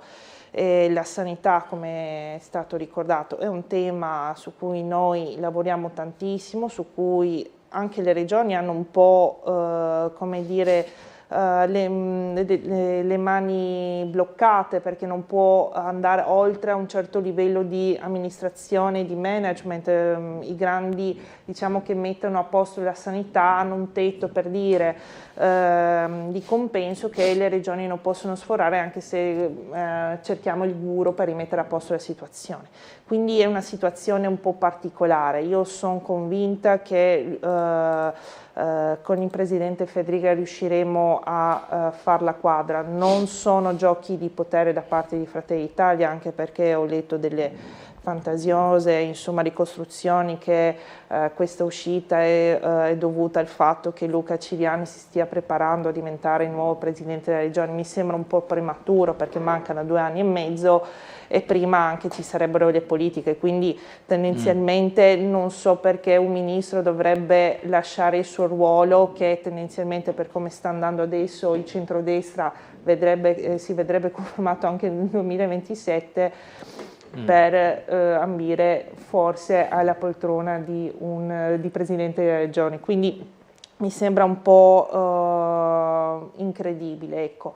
Detto questo, non posso pensare che sia appunto l'ospedale di Pordenone la causa che farà crollare la regione Friuli Venezia Giulia. Sono convinta, ripeto, che troveremo una quadra, che qualsiasi personalismo verrà messo da parte, che verrà riconosciuto il lavoro di tutti gli assessori della giunta regionale e che al contempo verranno anche riconosciute le eventuali debolezze e su cui si dovrà lavorare tutti insieme, perché è responsabilità ovviamente collegiale di tutti.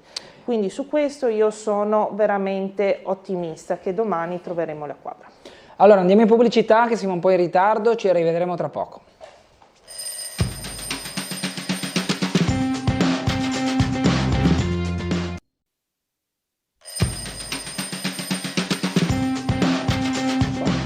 Torniamo in diretta con Sveglia Trieste lunedì 19 maggio in compagnia dell'onorevole Nicole Matteoni, deputata di Fratelli d'Italia e anche segretaria provinciale. Abbiamo una telefonata, buongiorno.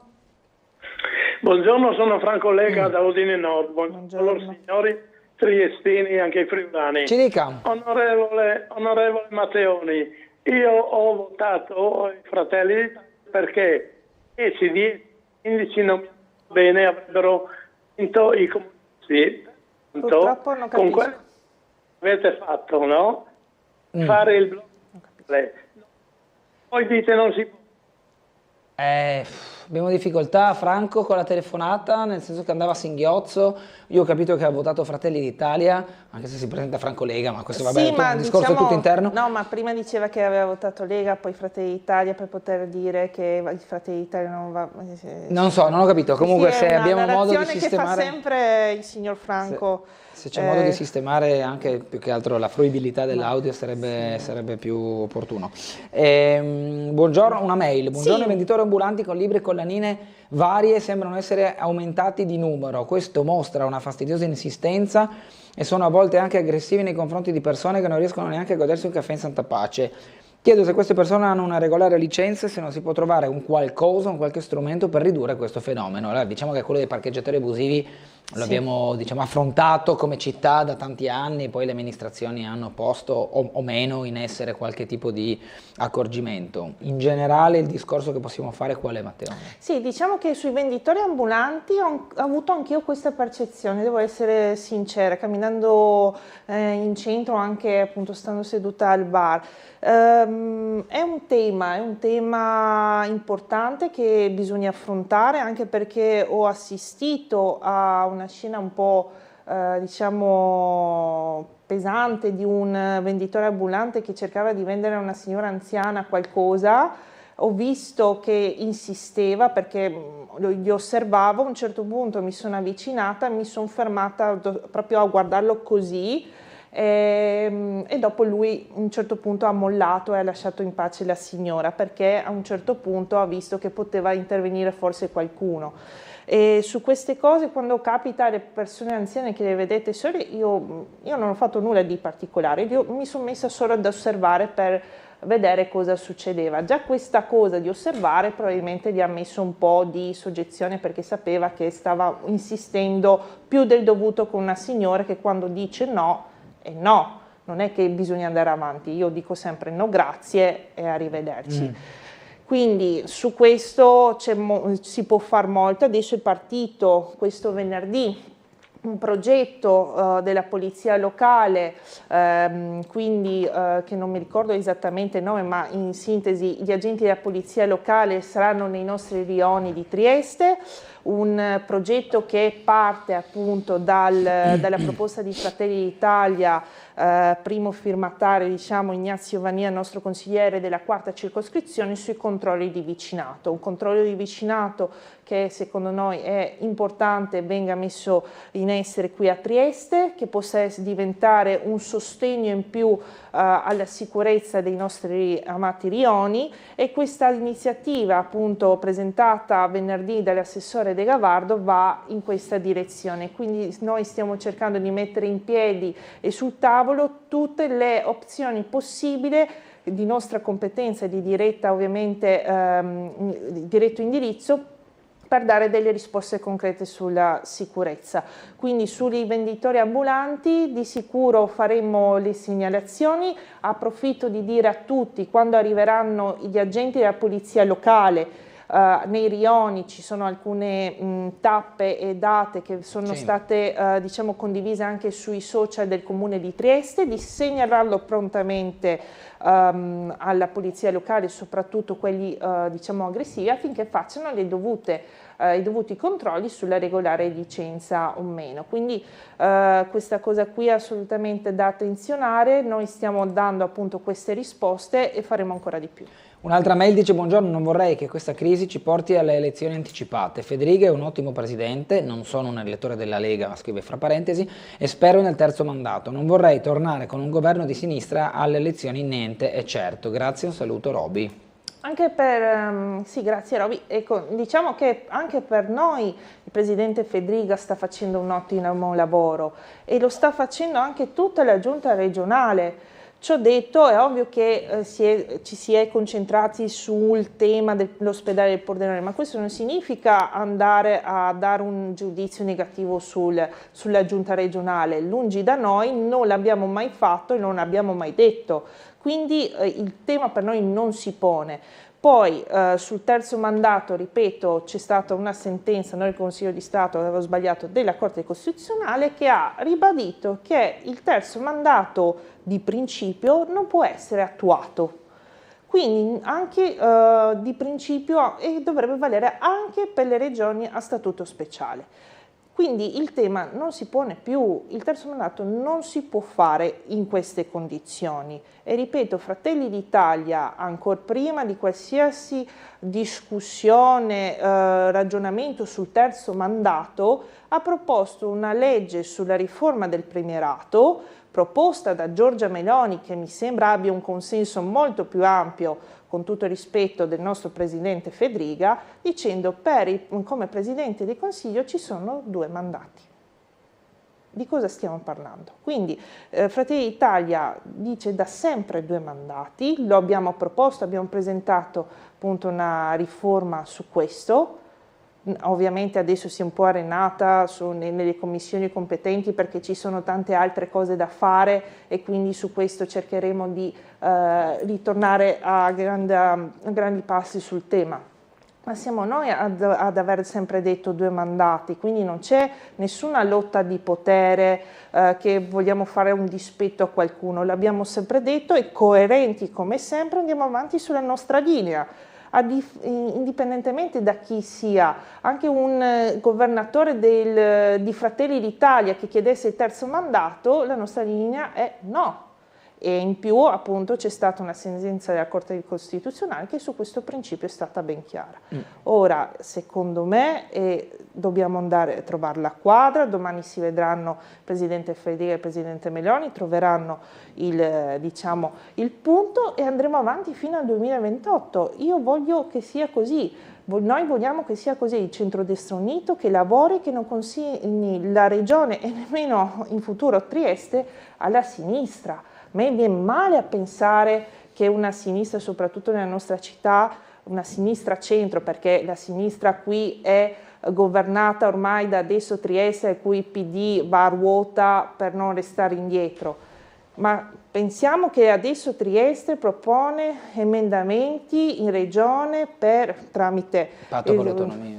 Sì, è sotto il cappello patto per l'autonomia, però Giulia Massolino penso che nessuno possa dire che non sia di adesso Trieste. No, beh, è chiaro. Questo, quindi la rappresentante di adesso Trieste che chiede i corridoi umanitari per i rifugiati, che chiede che vengano istituite, create nuovi centri di accoglienza in centro città Trieste, ci dicano dove, dicano ai triestini dove vogliono fare queste cose qui. Quindi questa è l'idea di città che ha la sinistra, quindi davvero i litigi del centrodestra io spero, e sono pacifico, ci possono essere, ma devono ovviamente passare in secondo piano rispetto all'obiettivo e al dovere che noi abbiamo di governare bene questa città per i triestini e per l'Italia. Quindi assolutamente sono convinta che domani andrà tutto bene.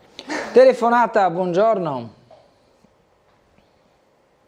Non so se la signora si rendi conto che in questa ora che la sta parlando, se la sta parlando e se sta parlando solamente de questioni de careghe, perché non viene fuori nessun problema sul lavoro, sulla povertà della gente, sul Trieste che da 270.000 abitanti che aveva 40 anni fa siamo arrivati a 200.000, che avevamo problemi enormi sulla sanità, sulla povertà quasi assoluta di tantissima gente. No, si parla solamente, e questo anche in campagna con De Luca, si parla solamente di careghe. A causa dell'ospedale devi cascare una giunta, a causa perché gli ospedali, chiamiamo come che va chiamati, no? Tutti questi problemi degli ospedali che si sposta da Palmanova, la Tisana, Pordenone Nuovo e tutto quanto, è solamente questioni di soldi, solamente questioni di interventi soprattutto sull'edilizia, solamente su problemi chiamiamoli, non volessi dire parolacce, no? Ma diciamo questioni economiche, chiamiamole tra virgolette, no? Di interesse, potere, diciamo, no? dai. Di interessi, chiamiamoli, no? Come il burlo che si sposta a Catinara, come che Gadito Andolina che non sarà neanche tutte i fiori su certe malattie dovrà spostarsi verso con gli adulti. Quindi mi piacessi che se parli di queste robe qua anche, non solamente del careghe, del terzo mandato, che è solamente questione di careghe e di potere, come che si usa a dire a Trieste, no? Chiaro. Le careghe, conta le careghe. Vi ringrazio. Grazie. E dico, in Tristin ha perfettamente ragione. Allora, passare tutta questi minuti con voi a discutere su questo, mi rendo conto che sia pesante, lo è pesante per me, perché come ha detto il telespettatore i problemi sono tanti e sono tanti quelli da affrontare. Pegola, perché mi ero messa d'accordo con l'amico Bernardo di venire qui ancora 2 settimane fa. Sì. No, perché può sembrare che ci sia stata una cucitura sartoriale su dire invitiamo l'onorevole Matteoni che è segretario provinciale, invitiamo Francesco Russo che è consigliere per affrontare la crisi di maggioranza. Questa calendarizzazione, soprattutto con Matteoni, è stata fatta almeno 10-12 giorni fa. Esattamente. Con Russo è stata fatta la settimana scorsa, quando diciamo il tavolo di crisi non si era ancora aperto. Quindi, quindi questo ci tengo a spezzo una lancia per entrambi, sia lei che chi verrà dopo, che non era studiato a tavolino. Ecco. Quindi davvero a me dispiace, è appunto scoppiato in questi giorni ed è giusto anche che si vada un po' ad analizzare il tema, perché preoccupa tantissimi. Ieri il mio telefono era bollente, già qui è anche ancora bollente, quindi è giusto che anche dal mio ruolo sia di deputato sia da segretario provinciale del primo partito di Trieste, perché ricordo, e questo mi onora sempre di poter diciamo dare una mano da questa posizione alla mia comunità. Fratelli d'Italia nel centrodestra e alle europee per la prima volta è il primo partito di Trieste. Quindi è per me un onore, ma ci sono oneri e onori. Su questo il lavoro è fondamentale, è il fulcro di qualsiasi azione politica per rilanciare il territorio. Io voglio ricordare il grande sostegno di Fratelli d'Italia alle crisi industriali che ci sono state, ad iniziare da Wärtsilä. Adesso abbiamo avuto Flex e Tirso, per fortuna grazie al lavoro della Regione si è risolto in maniera positiva, ma su queste grandi partite noi ci siamo sempre stati, il ministro Urso è sempre stato in prima linea per dare risposte e il totale sostegno al territorio triestino, che non si poteva e non si può permettere ulteriori crisi aziendali. Sulle politiche del lavoro abbiamo fatto un incontro proprio di Fratelli d'Italia Trieste il 30 aprile a Duino Urisino, confrontando le nuove politiche del lavoro, confrontando i numeri che sono veramente importanti per quanto riguarda i nuovi posti di lavoro, soprattutto dopo l'abolizione del reddito di cittadinanza, quindi un lavoro del governo Meloni veramente importante, e queste cose noi le vogliamo comunicare, tant'è che abbiamo fatto quell'evento di partito il 30 aprile, questo venerdì 23 saremo a Muggia alle 17 alla Sala Millo per parlare delle politiche nazionali e regionali sul metà mandato, perché noi continuiamo appunto a lavorare senza sosta, e parleremo poi ancora di immigrazione il 13 di giugno. Quindi noi ci teniamo a parlare con il territorio, con i cittadini, con tutti voi, proprio per parlare dei nostri risultati e su quanto noi stiamo facendo, che non è poco. Sul sociale, sulla povertà, io ricordo che il Comune di Trieste investe tantissimo per quanto riguarda il sociale, il governo Meloni con le risorse ovviamente disponibili, perché anche ci dimentichiamo tante volte che le finanze pubbliche sono veramente ancora più in crisi dopo alcune diciamo grandi partite, pensiamo al super bonus che è stato un grande fallimento e che aumenta il debito pubblico in maniera importante, che va a mangiare quella quota di parte corrente, chiamiamola così, che ci impedisce di fare ulteriori riforme e azioni per il sociale, ma nonostante questo sia a livello regionale sia a livello comunale come Fratelli d'Italia appoggiamo tutti i grandi investimenti sul sociale e continueremo a farlo.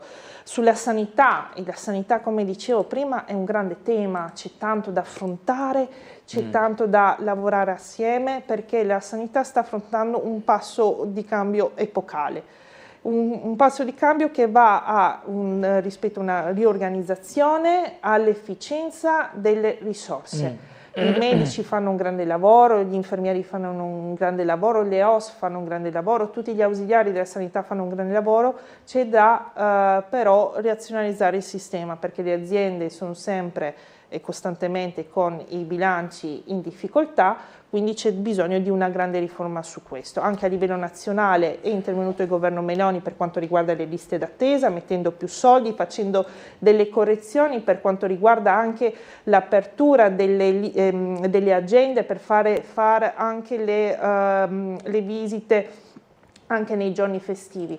Tutto questo investendo ancora risorse. Noi paghiamo ancora un debito con la pandemia perché anche lì, come sappiamo, c'è stato tutto un rallentamento di erogazione dei servizi che si è accumulato ai problemi storici e che ovviamente deve affrontare anche le cose quotidiane. Io, ripeto, l'ho vissuta anche le difficoltà quando mio papà appunto ha avuto da affrontare un brutto tumore che poi è venuto a mancare e ho visto quanto la sanità, le persone, le risorse umane sono riuscite a dare un sostegno incredibile a noi famiglia proprio per questo, ma che ho visto alcune criticità che appunto mi ero impegnata a parlarne anche con l'assessore Riccardi, ma non dovute alla buona volontà degli operatori che sono stati eccezionali, ma proprio dovute a delle criticità del sistema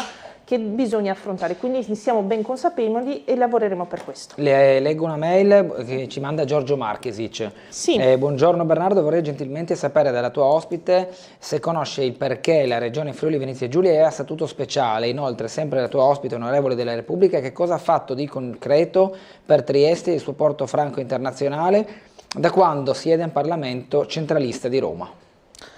Diciamo che il rappresentante del territorio libero di Trieste, Giorgio Marchesi, ha sempre ovviamente da puntualizzare su tante cose in merito al lavoro o alla narrazione negativa e sbagliata e falsa che Roma non si occupi di Trieste, che non è affatto vero.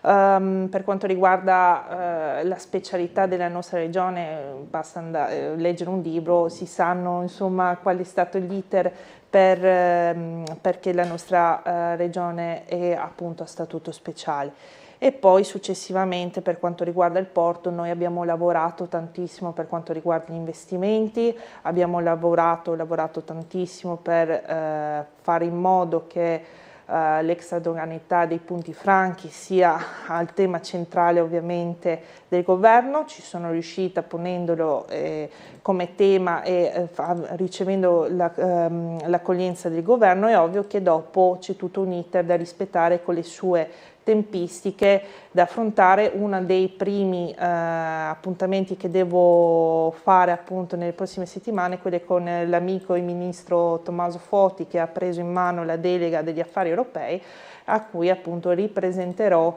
il tema perché con questo passaggio ovviamente di deleghe e sul grande tema del PNRR ci sono dei temi che probabilmente e dossier che non gli sono stati passati su cui appunto torneremo. Non si può risolvere un problema che è sempre stato messo nascosto e che Fratelli d'Italia Trieste grazie a Claudio Giacomelli è stato riportato in auge, perché su questo ovviamente sul tema dell'extradoganalità dei punti franchi se non ci fosse stata Fratelli d'Italia Trieste non se ne sarebbe proprio parlato, perché tanti hanno parlato sulla sdemanializzazione, penso appunto a Francesco Russo, ma su questo tema specifico solo Fratelli d'Italia Trieste l'ha posto come tema principale e su questo continueremo a lavorare. Ancora una telefonata prima di chiudere, buongiorno.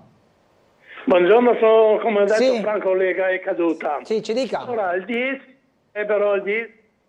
a Forza Italia 12 alla Lega e 15 a Fratelli d'Italia. Io non andava lì perché il Partito Comunista stava al 20. Quindi, non è molto, cioè non riesco non si Franco, capisce. mi spiace, guardi, se ha un telefono al quale chiamare l'ascoltiamo, però così è difficile anche a singhiozzo capire l'intera frase. Ma Matteo, noi dobbiamo chiudere, volevo vedere se c'erano altre mail, magari con qualche altro tipo di argomento poter trattare, dare qualche risposta. Ce ne sono diverse in realtà. Potrebbe dire l'ospite di fare qualcosa presso chi di dovere per aggiornare i siti di Camera e Senato, perché sono mesi che non sono aggiornati. Piccola nota a margine. Dirò. Che cosa ne pensa l'onorevole dello strano, fra virgolette, esito elettorale in Romania? È una delle domande che viene posta. Su questo dovremmo perdere molto tempo che purtroppo non abbiamo, però faccio un ultimo appello, venite pure tutti ad ascoltare il nostro evento a Muggia questo venerdì, parleremo un po' di politica nazionale e poi possiamo anche parlare di politica internazionale e faremo il punto sulla situazione anche regionale, va bene? Grazie all'onorevole Matteoni, buona giornata, buon lavoro, pubblicità e ci vediamo tra poco in compagnia di Francesco Russo.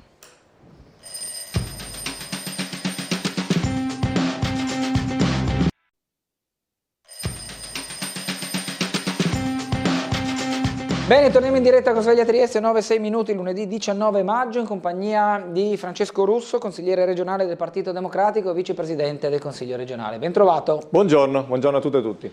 Le chiedo anche a lei un commento su questa crisi di maggioranza, poi non vorrei monopolizzare la trasmissione, magari i cittadini vogliono parlare anche d'altro, vedremo di affrontare anche altre magari parliamo di Ovovia dopo, così, visto che sono giornate lei sa che interessanti. Questa è una terra libera di opinioni. Assolutamente, ma insomma no, perché oggi c'è una manifestazione sotto il comune, in concomitanza con il Consiglio comunale. Senz'altro. Ma guardi, credo che abbiate detto molte cose, ho ascoltato anche l'onorevole Matteoni e le telefonate, soprattutto le telefonate da casa, che hanno detto praticamente quello che andava detto, cioè ci sono due cose tristi in questa vicenda. La prima è che c'è una grandissima sceneggiata della politica e a me dispiace perché quando la politica anche di destra si comporta male poi la figuraccia è di tutti.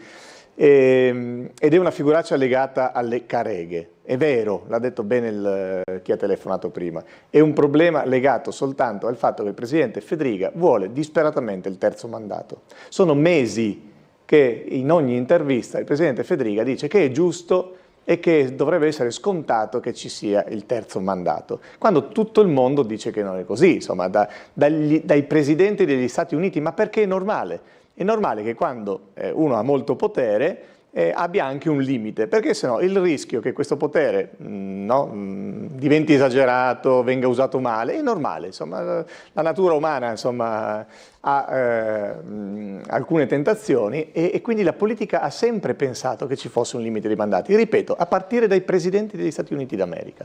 Quindi il presidente Fedriga ha provato a raccontare questa cosa, si è accorto che non c'erano più le condizioni politiche, neanche dei suoi alleati, e quindi ha fatto tutta questa sceneggiata. Però dispiace perché, come è stato detto prima, è evidente che questo non ha nulla a che fare con la vita delle persone, non ha nulla a che fare con le cose che si fanno o non si fanno in regione. E noi abbiamo criticato molte cose che si fanno, soprattutto la mancanza di una strategia. Il presidente Fedriga si presenta molto bene, è simpatico, però governa da 7 anni e se uno ci pensa, in questi 7 anni non è successo nulla di rilevante in questa regione.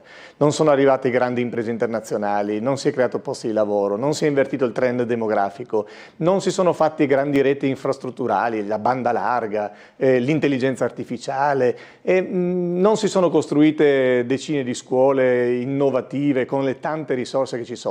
E soprattutto, questo è il secondo dato triste, non è successo nulla di importante, anzi abbiamo fatto molti passi indietro sulla sanità.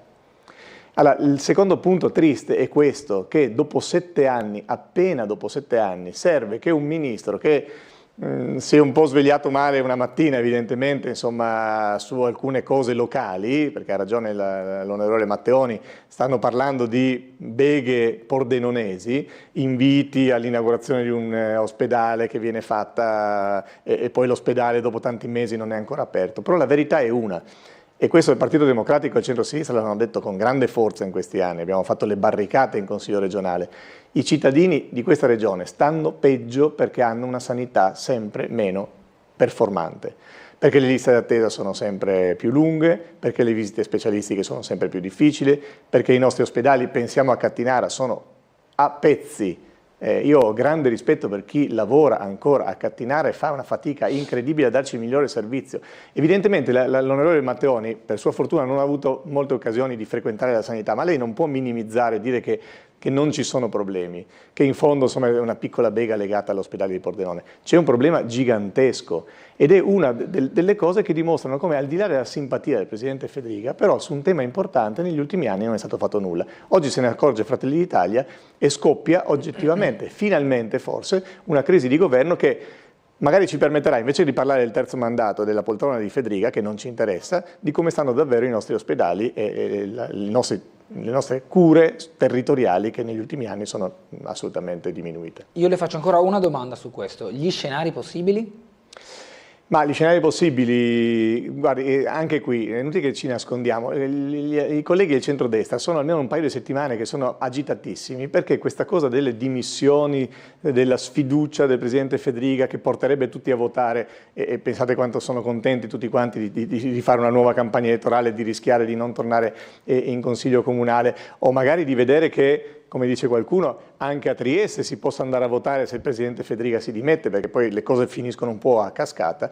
E quindi si parla di una chiusura anticipata della legislatura regionale, perché effettivamente se il Presidente Fedriga, spieghiamolo a casa, riuscisse a farsi sfiduciare dalla maggioranza dei consiglieri prima della fine della metà del mandato, avrebbe la possibilità di potersi ricandidare, perché se no invece dopo questo mandato dovrebbe andare a casa e del domani non vi è certezza. Quindi io vedo soprattutto in questo momento grande confusione. Forse non hanno fatto bene i calcoli tra di loro, però rimane che hanno fatto un gesto importante. 7 assessori regionali che in qualche maniera danno le dimissioni, anche se hanno fatto un po' una sceneggiata perché non le hanno presentate ufficialmente, hanno detto al Presidente Fedriga che ci sarebbe la disponibilità a rimettere le deleghe, insomma sono quelle robe. No, io domani in Consiglio regionale chiederò a questi assessori di essere coerenti, di firmare le loro dimissioni e di darle, perché sennò è l'ennesima sceneggiata che prende in giro i cittadini. Però se un mese fa, 2 mesi fa, quando già se ne parlava, la percentuale di andare al voto era del 3%, oggi qualcuno dice abbiamo già il 20-25% che magari purtroppo si dovrebbe tornare a votare magari a ottobre sul fallimento a questo punto del centrodestra di questa regione. Sentiamo una telefonata, buongiorno. Sì, buongiorno. Prego. Tutto bene quello che dice. Dunque, io volevo solo aggiungere una cosa molto brevemente, che è una domandina. Perché Trieste deve pagare l'acqua potabile 3 volte a quella di quella di Udine e il doppio di Duino? Perché non si è fatto un programma di revisione di tutte le condutture che hanno 2 secoli, che perdono il 50% dell'acqua? Non è rivolto a lei naturalmente, è rivolto ai dirigenti comune. Certo. Ma guardi, però è una domanda, la ringrazio perché è un tema importante, su cui abbiamo già fatto anche alcuni passaggi, una commissione in Consiglio Comunale sollecitata proprio dal centro-sinistra. Ricordo un bel convegno organizzato dalla CISL, perché il tema dell'acqua e dell'acqua pubblica o comunque della gestione dell'acqua è uno dei temi decisivi. Sicuramente c'è stata una cattiva gestione e mi dispiace, ma insomma ricordare che il sindaco di Piazza ha sostanzialmente governato in modo ininterrotto negli ultimi 20 anni, qualche responsabilità la dà. La dà soprattutto perché l'acqua è uno di quei temi, io lo capisco, che non danno consenso immediato, nel senso che se io spendo per cambiare le tubature e effettivamente ci sono chilometri, decine e centinaia di chilometri di tubature da cambiare via via, è chiaro che questo non dà consenso, è molto meglio inaugurare una piazza, aprire un giardino nuovo, tagliare qualche nastro, attorno dei tubi dell'acqua tagliare nastri non è possibile, però effettivamente questo è diventato un costo assurdo, importante per tante famiglie, ed è assurdo perché perché noi sprechiamo, al sud questa cosa è ancora più evidente, ma anche a Trieste credo il 42% dell'acqua che viene dispersa perché le tubature sono rotte. Pensate che quantità incredibile e straordinaria, insomma. Quindi è una delle cose su cui speriamo la prossima amministrazione di centrosinistra, anche cambiando un po' le regole, perché su questo c'è da chiarire con Acegas, c'è in scadenza anche una convenzione, sarà sicuramente uno dei temi da affrontare. Altra telefonata prima dell'interruzione pubblicitaria, buongiorno. Buongiorno. Prego. Sono Cosic. Ci dica. Già assessore alla salute con la Giunta Tondo. Sì, Cosic, sì, mi ricordo. Ciao assessore. Ciao. Senti, io ascolto i tuoi attacchi ormai a 90, insomma, tipo mitragliatrici. Comunque ti volevo ricordare che la questione della salute è anche un'eredità molto difficile che abbiamo avuto. Io mi considero di centrodestra benché tecnico, che abbiamo avuto dalla riforma che ha fatto la Serracchiani. Soprattutto il fatto che ha dato l'80% degli dipartimenti alla direzione degli universitari, i quali, come sai, oltre a fare didattica, ricerca, fanno anche ovviamente qualche intervento, però l'80% dell'intervento è fatto dagli ospedalieri ai quali non sono state date le direzioni dei dipartimenti. Oltre a questo, una riforma sanitaria che coinvolge circa ormai il 70% del bilancio regionale, che aveva ormai sistemato con 3 aziende universitarie, come sai, e con l'ARPS, una struttura che era difficile da smantellare e da risistemare. Tu non hai idea di quanto lavoro c'è stato bisogno per seguire il tutto. Cioè non era una cosa facile, quindi questo attacco a 100 gradi che stai facendo contro il presidente Fedriga, che non devi mai ricordare, ha preso il 57% dei voti quando ci sono stati i voti, il 57%, cioè non mai nessun presidente ha preso questa percentuale. Vuol dire che ne aveva proprio a sufficienza della giunta di centrosinistra, della Serracchiani in particolare, che è stata capace di distruggere quello che avevamo creato in 20 anni in questa regione, ed era uno dei sistemi regionali migliori in Italia. Questo l'avevamo fatto in un convegno con la Genas. I documenti di questi convegni sono tutti in regione depositati. Quindi questo attacco che si sta facendo contro la giunta Fedriga è assolutamente gratuita. Ci sono dei momenti di crisi che si possono superare. Io sono sicuro che la responsabilità del presidente Fedriga sarà quella di prendere in mano la situazione, eventualmente di verificare un attimo le deleghe, ma non c'è assolutamente nessun pensiero di dare dimissione, di fare entrare in crisi la giunta. Quindi quando dici che quando la politica va male per la destra, va male anche per la sinistra, cerca di essere un po' più obiettivo e cerca di essere anche più coerente.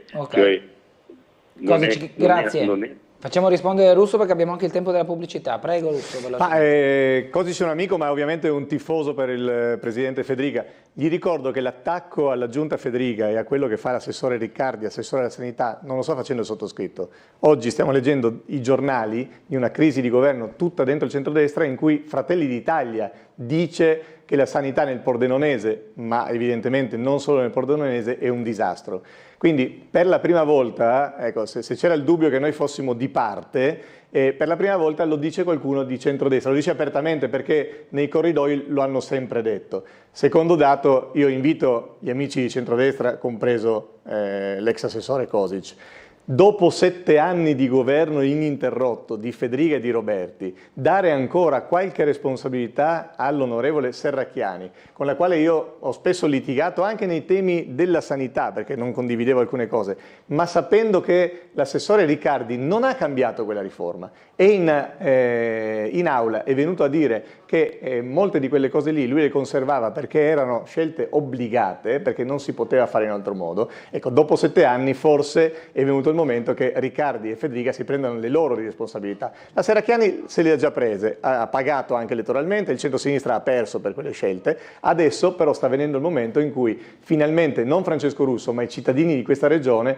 sono talmente stufi di non riuscire a prendere più un appuntamento, di dover rivolgersi quando possono alla sanità privata, di vedere che una giunta di centrodestra sta svendendo la sanità pubblica per favorire una brutta privatizzazione, perché i privati sono utili quando collaborano con la sanità pubblica, ma questo modello, che è il modello che sta copiando la Lombardia, è un modello sbagliato, che sta facendo male, sta togliendo servizi, mi dispiace, ma non è colpa di nessuno prima, è colpa di chi sta governando, lo ripeto, da 7 anni questa regione. Pubblicità, ci vediamo tra poco.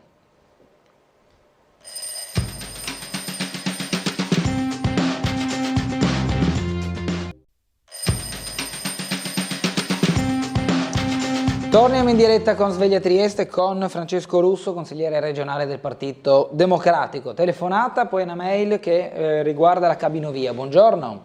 Sì, un buongiorno a voi. Prego. Sergio qua. Ecco, volevo dire, quanto riguarda l'acqua, è logico che le condutture espandono, perché quando che il sindaco Ili ha privatizzato diremo il comune in totale, facendo perdere milioni di introiti, diremo, perché facendo privatizzare il comune non può più avere dei introiti.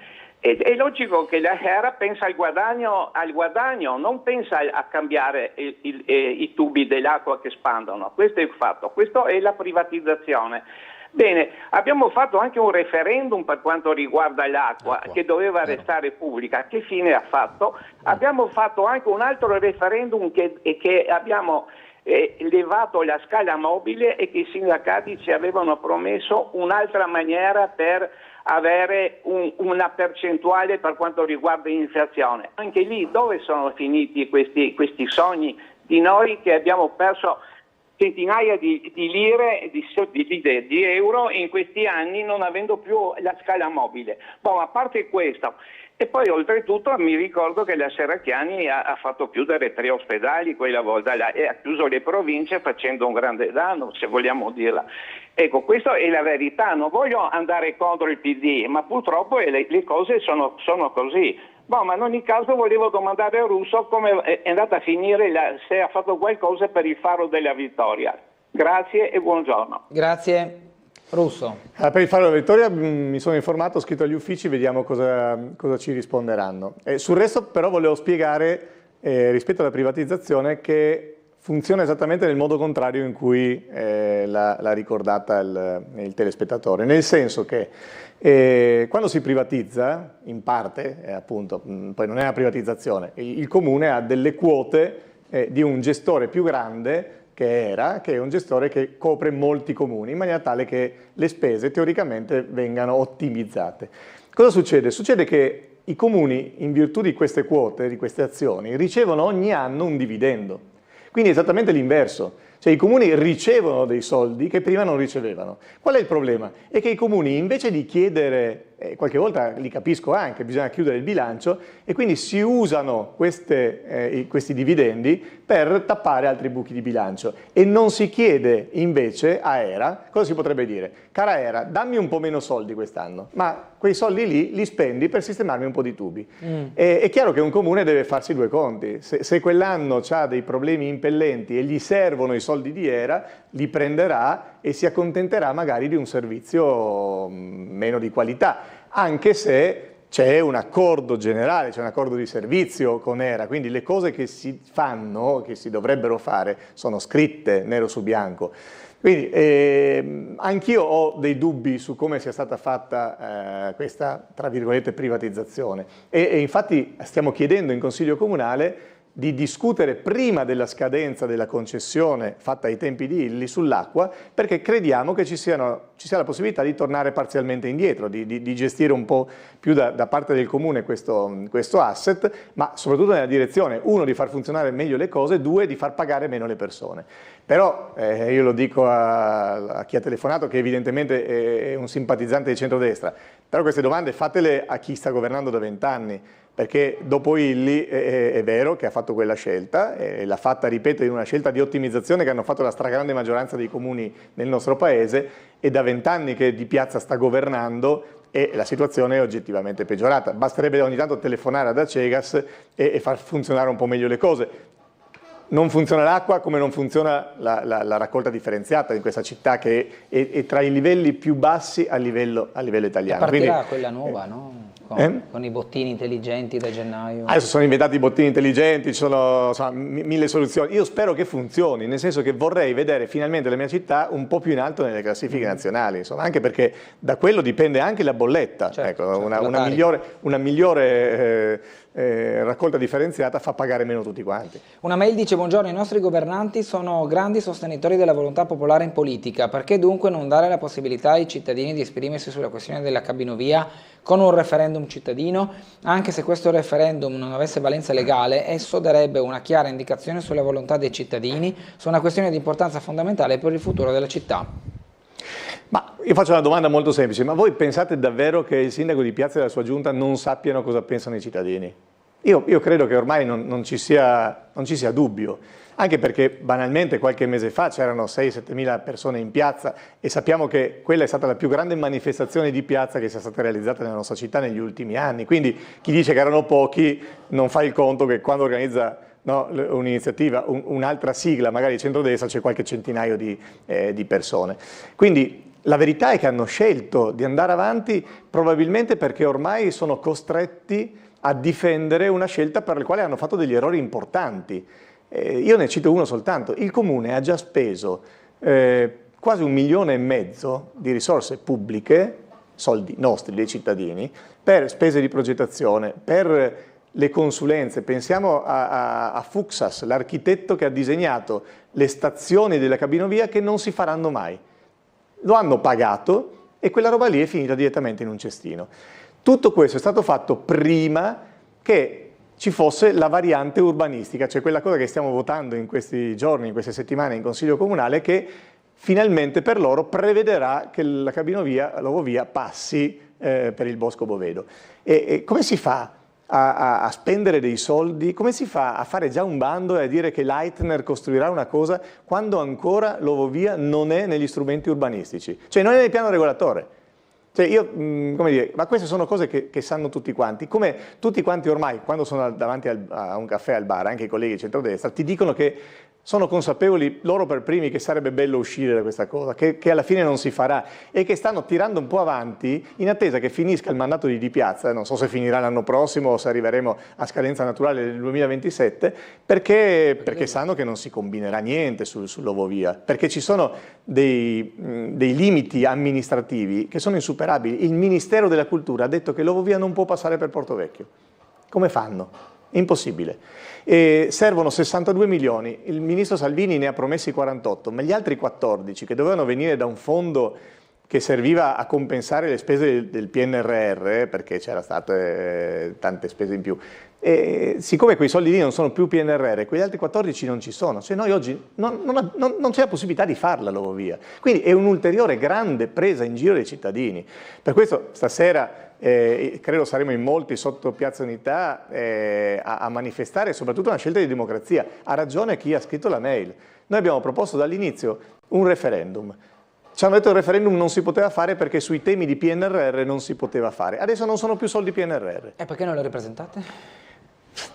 Perché il sindaco ci ha detto che comunque non lo farebbe fare, quindi, ma basterebbe, io l'ho sfidato. C'è un sondaggio che ho presentato tante volte anche qui in trasmissione che dice chiaramente che il 62% dei triestini non vogliono l'ovovia, solo il 32% sarebbero disponibili. Faccia il comune un sondaggio. Abbiamo tra le più grandi agenzie di sondaggi proprio a Trieste, chiama il migliore in Italia e faccia fare un sondaggio. La verità è che non vogliono ascoltare i triestini, così come non vogliono a livello regionale ascoltare i cittadini sulla sanità. Ma questo è l'esito finale, diciamo, di un sindaco che ha avuto grande sensibilità. Io riconosco a Roberto Di Piazza che per molti anni ha avuto la sensibilità di essere vicino ai cittadini, di ascoltarli, di interpretarli molto bene. A me non piaceva il modo in cui lo faceva, ma sicuramente aveva questa sintonia. In questi anni finali, è vero, insomma, è un sindaco ormai prepensionato, le energie non sono più quelle di una volta, però la verità è che ha perso proprio il tocco magico, ecco, insomma, tant'è vero che non dice più che è un momento magico perché si rende conto che sarebbe subissato dai fischi. Però è un momento straordinario, quindi simulato. Beh, non è straordinario perché è un disastro di straordinarietà, insomma. Ognuno vede lo straordinario. Ma insomma, lo viveva così, il tram è ripartito e l'anno prossimo dicono che già si riferma, la fiera è un disastro. Perché dovrebbe fermarsi di nuovo? Beh, perché sono già previsti dei lavori. I lavori vanno fatti. Ma sono previsti dei lavori importanti, ecco, insomma, ma non arriva neanche fino a Piazza Oberdan, insomma, non sappiamo. E poi c'è la fiera, e poi c'è il canale, insomma, diciamo, non è una città che in questo momento c'è l'ospedale, insomma, no? C'è temi grandi, importanti, decisivi per la vita delle persone, ci sono le periferie da cui ogni giorno mi telefonano per chiedermi aiuto. Ancora ieri mi hanno mandato 60 foto dalle case dei Puffi dimostrando, no, il degrado totale in cui quella realtà è abbandonata. Diranno che io ho una fissa perché parlo, ma quella è una realtà che conosco, cui sono stato tante volte e di cui ho parlato con i vari presidenti dell'Ater. Ma è mai possibile che questo centrodestra non riesca a occuparsi di nulla che non sia Piazza Unità? Insomma, la città è un po' più grande. Insomma. Allora, abbiamo una telefonata, poi dovremo andare in pubblicità per l'ultima interruzione. Sentiamo subito chi è in linea. Prego. Mi avete interrotto con la pubblicità. Volevo concludere. Allora, anche questi ultimi attacchi che ho sentito da parte di Russo contro il sindaco... Sì, un minuto, Cosice. Ciao, un minuto. Vabbè, datemi il tempo. Insomma. No, le do un minuto, prego. Vabbè, allora questi attacchi che sono stati rivolti al sindaco di Piazza, intanto ricordo che è stato votato dai cittadini di Trieste ed ha ripetuto il suo mandato per 3 volte, cosa che non è mai accaduta a Trieste e quindi di questo c'è bisogno di tener conto della volontà e delle scelte che hanno fatto. La variante non è ancora stata fatta, quindi c'è ancora tempo per valutare e per vedere quello che si può, quello che non si deve fare. Questo attacco a 100% da parte di Russo mi ricorda un incontro che abbiamo avuto in sede, diciamo così, amichevole, come che lui ha detto, ricambio l'amicizia.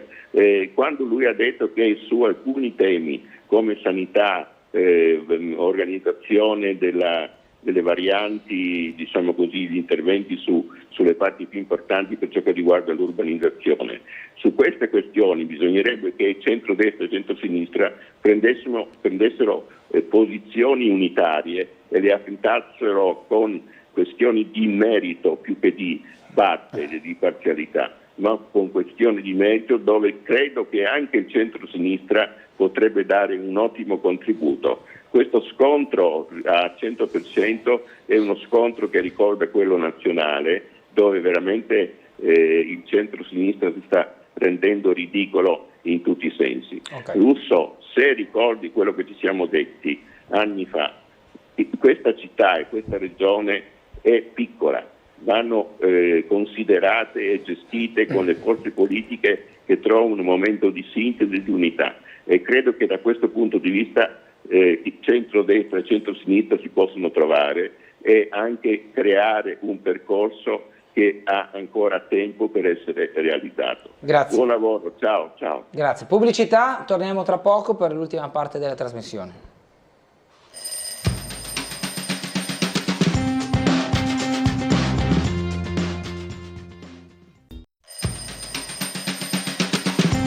Certo, avevo fatto 30 secondi. Torniamo in diretta ancora con Francesco Russo, nostro ospite, fino alle 10. Abbiamo una telefonata, poi le volevo chiedere i temi del Consiglio Comunale di oggi, perché mi pare di aver capito che non si tratterà la variante del piano regolatore, la variante 12, quella proprio in oggetto sul tema cabinovie, quindi magari le chiedo di cosa si parlerà. Sentiamo intanto chi è in linea, buongiorno. Sì, buongiorno a voi, sono Vladi, buongiorno. Buongiorno Vladi, prego. Qualche giorno fa, uscendo da un supermercato, dei baldi giovanotti mi hanno consegnato il volantino del Comitato Nuovo, sì, dove si dice di nuovo illegittimo, inutile, impattante, e poi finisce con lotta con noi, dona ora. Bene, quindi stanno spendendo una valanga di soldi per gli avvocati e chiedono i soldi ai cittadini per l'impattante, devastante, eccetera. Io ascolto, sorrido amaramente. Allora, innanzitutto si continua a chiamarla ovo via, con disprezzo. L'uovo contiene un solo pulcino. e invece la cabinovia ne contiene 10 di passeggeri, ma si continua a chiamarla non cabinovia ma ovovia. Allora, sono riusciti, ho scoperto che la Lega Ambiente, onorata, stimata Onlus ecologista, è un'emanazione diretta del Partito Democratico. Non è vero, è una bugia che è stata smentita, ma non dica sciocchezze per cortesia, però non diciamo bugie, perché possono anche querelarla davanti a queste cose qui, quindi è un consiglio che le do. Allora ritiro, però sul web, andando a cercare sul web, ecco. Ma lei non mica crederà a tutte le cose che ci sono sul web, no? No, Mi pare una persona adulta. L'ho insegnato ai miei figli a non credere a tutto quello che leggono sul web, insomma. Ritiro come non detto. Benissimo. Allora, però la Lega Ambiente ha fondato è in contatto con altre realtà, ha fondato 2 banche, ha cofondato 2 banche e quindi... Ma banca etica! Ma banca etica? Lei sa cos'è banca etica? Una etica e una mi pare... No, banca etica, lei sa cos'è banca etica?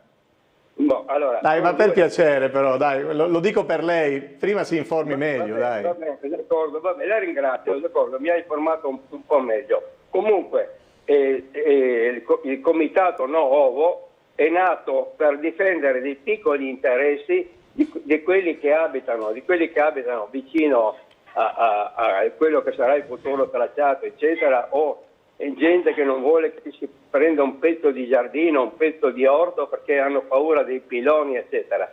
Quanto riguarda il Porto Vecchio, lei stesso tempo fa, rispondendo proprio a me, ha detto: ma chi vuole che si compri un appartamento in Porto Vecchio se ci passa la cabinovia? Ecco, quindi questo qua ci riporta a un interesse immobiliare di chi dovrebbe comprarsi l'appartamento in Porto Vecchio. Lei stesso mi ha detto: chi si può comprare un appartamento là se ci passa? Poi la Leitner ha fatto dei sondaggi, delle previsioni. Quando c'era da fare il carotaggio per cominciare a vedere dove passava o non passava, di notte c'è stato qualcuno che ha tagliato i tubi dell'acqua della carotatrice, cioè non si possono fare neanche i carotaggi per capire se, dove e quando. Quindi c'è una versione totale ma che non si giustifica. Quanto alla cabinovia, io sono sicuro che si farà, sono certo che si farà, perché è di interesse enorme per la città, per lo sviluppo, per l'intermodalità con la ferrovia, perché ci sarà l'interscambio ferrovia. Ma non c'è nessuna intermodalità. Dov'è l'intermodalità con la ferrovia? Dove? Parte e arriva da Porto Vivo, da Porto Vecchio, e quindi a pochi metri c'è la ferrovia. Per chi arriva dal nord e parte verso nord e volesse scendere dall'altipiano o volesse recarsi sull'altopiano. E poi ci saranno dei bus navetta previsti, dei bus navetta sia sull'altopiano che in città, che collegheranno l'arrivo e la partenza sia a nord che a sud. Ok, Vladi, grazie. Facciamo rispondere a Russo perché altrimenti teniamo... No, mi dispiace, ma insomma anche perché il dibattito fa simpatia uno dei rarissimi fan dell'Ovovia, perché la chiama Vox Populi, l'Ovovia la chiamano tutti, quindi si chiamerà Ovovia se mai si facesse, ma invece io scommetto un'altra cosa, scommetto con Vladi una pizza qui da riscuotere quando vuole, che l'Ovovia non si farà. E non si farà perché i triestini non la vogliono. Perché il Comitato Nuovovia giustamente chiede un contributo e sapete qual è la notizia? Che i cittadini che di solito alla politica non danno i soldi, che non si interessano di niente, davanti a una battaglia giusta che sta violentando questo territorio, perché è assurdo, cioè, ma lo sa anche un bambino che fare una cabinovia nella città del Labora è una sciocchezza gigantesca. È evidente che quella roba lì starebbe ferma per settimane e sarebbero previsti degli autobus, ma come si fa? Se Labora comincia alle 4 la mattina, alle 5 la mattina, quello che dovrebbe prenderla per andare a lavorare, Trieste Trasporti, secondo Vladi, ha pronte centinaia di autobus sempre lì fermi in attesa che l'Ovovia magari alle 4:30 non possa partire perché c'è Labora. Gli esperti hanno smontato l'Ovovia da ogni punto di vista. Allora, il tema ormai è politico. Il sindaco di Piazza si vergogna di dire quello che tanti colleghi di centrodestra dicono, che se potessero tornerebbero indietro, che è una sciocchezza e che si stanno un po' arrampicando sugli specchi in attesa che la legislatura finisca, che il mandato finisca. E che poi qualcun altro si prenda la responsabilità di dire di no. L'Europa ha detto che non si può fare, che i soldi del PNRR non si potevano dare perché c'era un danno ambientale. Non è che siccome i soldi adesso li dà il ministro Salvini, quel danno ambientale non c'è più, rimane. Il Ministero della Cultura, che è governato dal centrodestra, ha detto che non si può far passare l'Ovovia per Porto Vecchio. Quando si siederanno a un tavolo potranno avere tutte le autorizzazioni del mondo, ma il Ministero non cambierà idea e quella roba lì è insuperabile.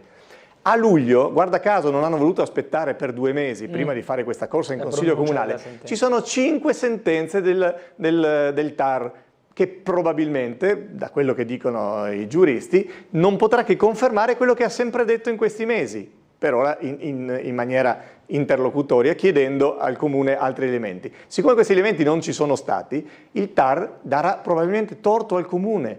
Ed è una cosa che gli assessori sanno, tanto è vero che avevano frenato, adesso non si sa perché vogliono correre avanti. Ma la cosa più grave è che non vengono ascoltati i cittadini di Trieste. Ha detto bene chi ha telefonato prima. Si faccia un referendum, si faccia un sondaggio, si faccia un tour nei rioni. Questo sindaco esca da Piazza Unità, cominci ad ascoltare la città. Se non è più in grado di farlo, si dimetta e lasci alla prossima. Facciamo una campagna elettorale sull'Ovovia, perché l'altra bugia che viene raccontata è che questo era nel programma del sindaco di Piazza. L'Ovovia non era nel programma del sindaco di Piazza. Io mi ricordo, non ne abbiamo mai parlato in nessun dibattito, perché sapeva che se ne avessimo parlato avrebbe perso le elezioni, sicuramente. Quindi non c'era, era nascosto dentro una sigla che gli elettori non sapevano. Il sindaco non ha mai avuto il coraggio di dire voglio fare un nuovo via, perché se l'avesse detto ci sarebbe stato un grande dibattito e quel dibattito gli avrebbe fatto perdere le elezioni. Quindi abbiano il coraggio, interrompano il mandato. Nel 2026 il sindaco ha già fatto 10 anni, può dimettersi tranquillamente il 2026, ha fatto il suo tempo, ormai ha un'età che gli fa meritare la giusta pensione e andiamo a votare nel 2026 e chiediamo attraverso il voto se i cittadini vogliono o non vogliono l'Ovovia. Hanno paura purtroppo di questo, ma forse vediamo, forse la crisi di governo in Regione Friuli Venezia Giulia farà cadere Fedriga e magari a quel punto cadrà anche il governo di Trieste e torneremo a votare da tutte e due parti. Collegate le due cose? Beh, perché insomma anche qui è sempre una roba di careghe, come diceva qualcuno prima in telefonate, no? Siccome il sindaco di Piazza non può ricandidarsi, non si sa chi nel centrodestra può aspirare a fare il sindaco. In tanti dicono che se il presidente Fedriga non avrà il terzo mandato in regione, sta pensando di fare il sindaco di Trieste. Questo lo dicono tanti colleghi del centrodestra e quindi, come dire, se a un certo punto un comune in cui ci sono le stesse divisioni, perché la verità è che il centrodestra non è rotto e spaccato soltanto in regione per la sanità. Credo abbiate avuto l'assessore Rossi in trasmissione pochi giorni fa. L'assessore Rossi, giustamente ormai, anche lui a fine carriera, dice le cose come stanno e racconta delle divisioni clamorose tra assessori, dalle vicende della Triestina. A me dispiace, io non volevo parlare di terzo mandato, preferivo parlare della salvezza della Triestina o della difficile partita del basket di Brescia, però la verità è che da tutte quelle vicende lì ci c'è sempre stato il campo, vi ricordate il famoso le zolle del campo che si alzavano, e da quelle vicende là in poi tante cose sono assolutamente divisive. Oggi non vanno d'accordo sull'asilo nido di Roiano perché sono divisi, Forza Italia ha minacciato di non votare con il resto della maggioranza e tanto è vero che dell'asilo di Roiano non si parla più e i cittadini di Roiano non avranno un asilo per colpa di questo centrodestra. E poi su tante altre vicende che sono ferme per l'incapacità di questa giunta, dalla piscina terapeutica a tutte le altre che ricordiamo ogni volta. Ma ne parlerete oggi dell'asilo di Roiano? Visto che cambiano via non parlerete? Non credo proprio, credo che anche oggi, come succede spesso, si faranno alcune cose piccole, poi qualcuno del centrodestra si alzerà. Sempre lo stesso? Di solito è sempre il collega Martini a cui fanno fare questo lavoro poco onorevole. E noi invece che fare magari una serata lunga, insomma, stiamo lì per quello, ci hanno votato per quello, la gente gente fa tutta questa fatica per farsi eleggere e affrontare i temi. La verità è che siccome non si mettono d'accordo non parleremo né di quello né di Ovovia, che sembrava invece un argomento di questa sera, però il presidio sotto il comune, lo ricordo per tutti, rimane, quindi troviamoci a far sentire con forza la voce dei cittadini, così sentiranno che non è un problema di qualcuno che abita vicino ai piloni, no, è il problema di una città che vorrebbe, come tutte le città moderne, un bel tram veloce, un bel tram moderno che unisca veramente tutte le assi principali della città e non un mostro ecologico che non serve assolutamente a nulla. Telefonata, buongiorno. Sono Silvia. Buongiorno Silvia. Beh, adesso ho una testa come un minestrone dentro. A me lo dice.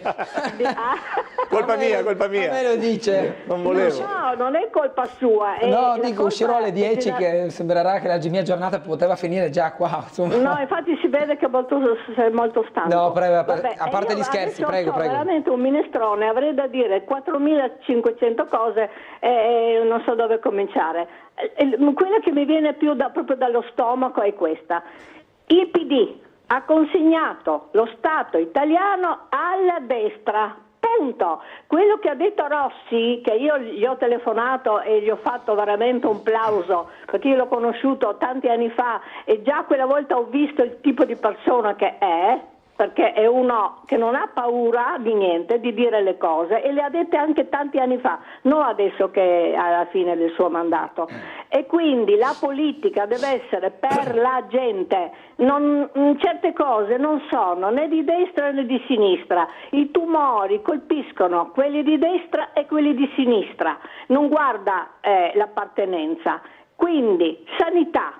Serracchiani ha fatto un danno enorme. Ma quale signora? Quale? Beh, cavolo, Mi dica. Ha tagliato i fondi. No, non è vero. No, se guarda, i fondi della Serracchiani sono aumentati ogni anno. Lei guardi i bilanci della regione. Mi scusi, mi lasci finire. Allora, no, non parliamo per slogan però. No, quale slogan? Parliamo per numeri. Allora ha ragione la Meloni che parla per numeri, ma bisogna vedere dove vanno a finire i soldi, questo è il problema. E poi Renzi, parliamo di Renzi, ha tolto via i diritti ai lavoratori, ha tolto via l'articolo 18 che dava un minimo di sicurezza, non solo, ma faceva in modo che la gente, avendo la sicurezza dello stipendio piccolo, maledetto, ma sicuro, facesse delle rate, comprasse una casa, comprasse una macchina, comprasse il frigorifero, eccetera, eccetera, eccetera. Queste cose sono state tolte dal PD. Ma lei lo sa che ci sono più contratti a tempo indeterminato oggi? Lei adesso può dire quello che vuole. No, ma lei deve dimostrare quello che dice però. Ma basta che li vada come di piazza, vada assieme a Di Piazza in giro a parlare. Ma Di Piazza non va più in giro da nessuna parte, guardi, Di Piazza ormai non si vede da nessuna parte, quindi bene, allora una volta andava in giro. Guardi che io la stimo, perché io spero. Io vado in giro e ascolto. Allora, mi scusi, male non fare, paura non avere. Questo parliamo del referendum. Perché non vogliono che la gente vada a votare? Perché non si interessano di quei problemi e nello stesso tempo vogliono che i problemi rimangano. Punto. Adesso le ho detto che ho un minestrone in testa, ma il minestrone l'avete fatto voi politici, perché vi siete presi la briga di fare cose di destra dicendo che eravate di sinistra, e questo ha creato una disaffezione e la gente infatti non va a votare e abbiamo un astensionismo altissimo, per cui questi 4 scagnozzi che sono al governo, che stanno facendo solo che danni immensi, hanno vinto con un pugno di voti, perché la gente non va a votare, rendiamoci conto, questo è il problema. E addirittura adesso fanno sabotaggio a un referendum che è uno strumento democratico dove si può anche scrivere no. Se tu sei d'accordo con quello che fa il governo, vai lì, fai un esercizio democratico e scrivi no. Mi sembra no. Invece no.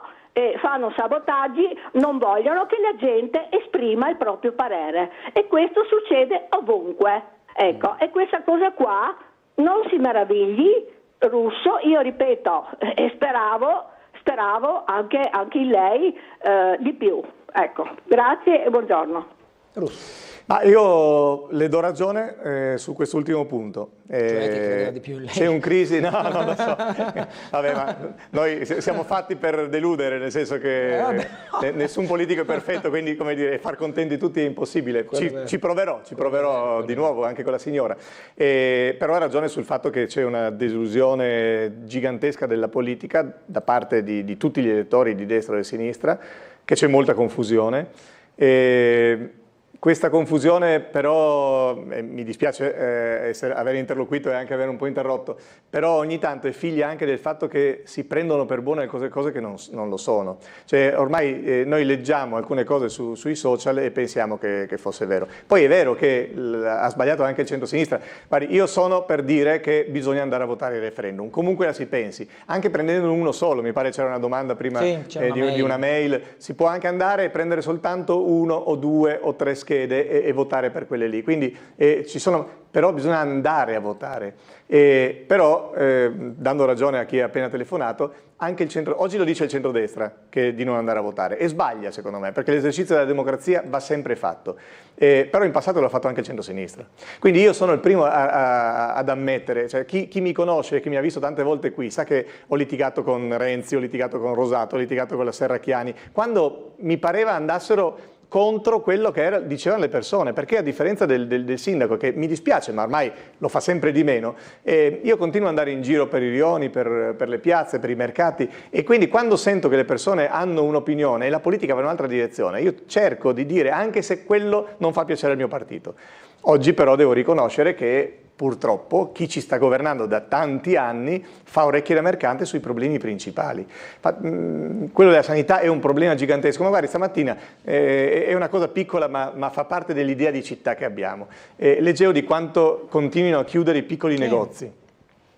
E viene citata in particolare una merceria, Servadei, no? Che è una merceria storica, perché ci sono passato davanti l'altro giorno con mia madre, che era un po' appunto che non ci passava, non se n'era accorto che si era chiusa, ma non è stata chiusa soltanto quella, ce n'era un'altra in piazza San Giovanni. Allora a me fa piacere che al posto di Servadei, se non sbaglio, ci sarà una gelateria, il regno del tiramisù, per portare via i tiramisù a misura di turisti, perché non si potrà mangiarlo lì ma si potrà fare soltanto per asporto. Il problema è che noi stiamo, ma non noi, chi ha governato la città, perché poi uno deve prendersi responsabilità. Se io avessi vinto le elezioni 3 anni fa, sarei su questa sedia a rispondere delle cose che non funzionano.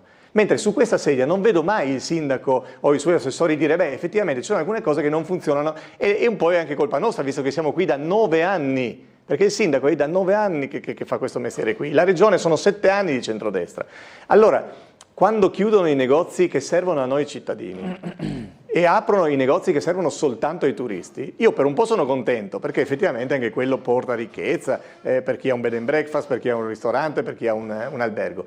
Ma alla lunga questa è una città in cui le esigenze di chi ci abita e di chi vorrebbe abitarci, io ho parlato con delle giovani famiglie che hanno l'impossibilità di trovare un appartamento in una zona, non dico centrale, ma appena attorno anche alla zona del centro, perché i prezzi sono schizzati in alto, perché ormai ci sono prezzi che possono permettersi soltanto dei ricchi turisti austriaci, come succederà in Portovecchio se andrà a buon fine quel progetto che noi non condividiamo, oppure chi ha un bed and breakfast e massimizza perché guadagna dei soldi legittimamente con l'accoglienza turistica. La verità è che però non si stanno facendo le cose che servono ai cittadini. Noi sappiamo che i negozi, i piccoli negozi, sono quelli che rendono una città viva e che aiutano le persone, non soltanto quelle anziane, ma in particolare le persone anziane, ad uscire di casa, a trovare delle facce amiche, a trovare qualcuno con cui parlare e ad avere il senso di un quartiere che rimane sicuro. Ci sono tanti quartieri, lo sappiamo, in cui i negozi di prossimità sono sostanzialmente scomparsi. Ci sono delle cose che i comuni potrebbero fare, e noi faremo delle proposte ulteriori anche da questo punto di vista, ma è evidente, insomma, dall'altra parte, mi dispiace per Kosic che ha telefonato, che mi invitava a dialogare. Lui lo sa, l'ha fatto perché lui lo sa che io dialogherei. Io dall'inizio del mandato ho detto al sindaco di Piazza, lavoriamo insieme. La verità è che questo centrodestra non accoglie neanche un'idea. Allora io dico, noi non ne sapremo tante, ma un'idea giusta in tanti anni l'avremmo detta in Consiglio Comunale, com'è che non è mai stata accolta neanche una volta un'idea del centro-sinistra? Allora vuol dire che dall'altra parte c'è qualcuno che non vuole il dialogo. Ho tante mail, io chiedo scusa ma leggerle tutte mi sarà impossibile, molte sulla cabinovia. Gentile Russo, non è che perché siamo silenti vuol dire che non esistiamo, siamo in tanti e non vediamo l'ora che l'opera della cabinovia venga fatta, si metta l'animo in pace. Dall'altra parte qualcun altro scrive invece, dov'era quello della OVV, non me la ricordo più, il sindaco di Trieste è per la democrazia guidata da lui, la cabinovia è un sopruso, quindi insomma pro e contro a riguardo sul tema.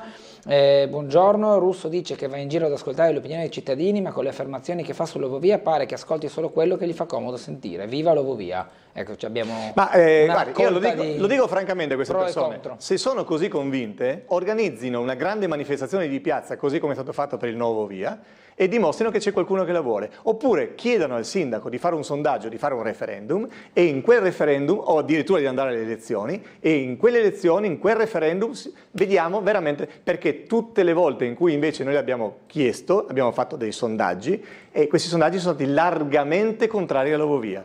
Perché lo capisce anche un bambino che nella città della Bora fare l'Ovovia è una follia e che comunque a oggi non ci sono i soldi, non ci sono i permessi, non c'è il via libera del Ministero della Cultura e ci sono, guarda caso, dei ricorsi ancora pendenti che probabilmente daranno torto a chi l'Ovovia vuole farla. Quindi a me fa piacere e io rispetto le opinioni di tutti, però non credo oggettivamente che oggi ci sia una maggioranza. C'è qualcuno che difende questa giunta di centrodestra, che magari manda qualche mail, è legittimo, ma la maggioranza dei cittadini disinteressati alla politica sono invece... Ma lei dice che non ci sono margini per poter riproporre il referendum, come si era proposto prima, visto che è uscito dal computo del PNRR? Il referendum si può anche riproporre e noi abbiamo raccolto le firme credo in 2 ore, no? Servono migliaia, quindi la gente era venuta a dimostrazione che la gente non la vuole.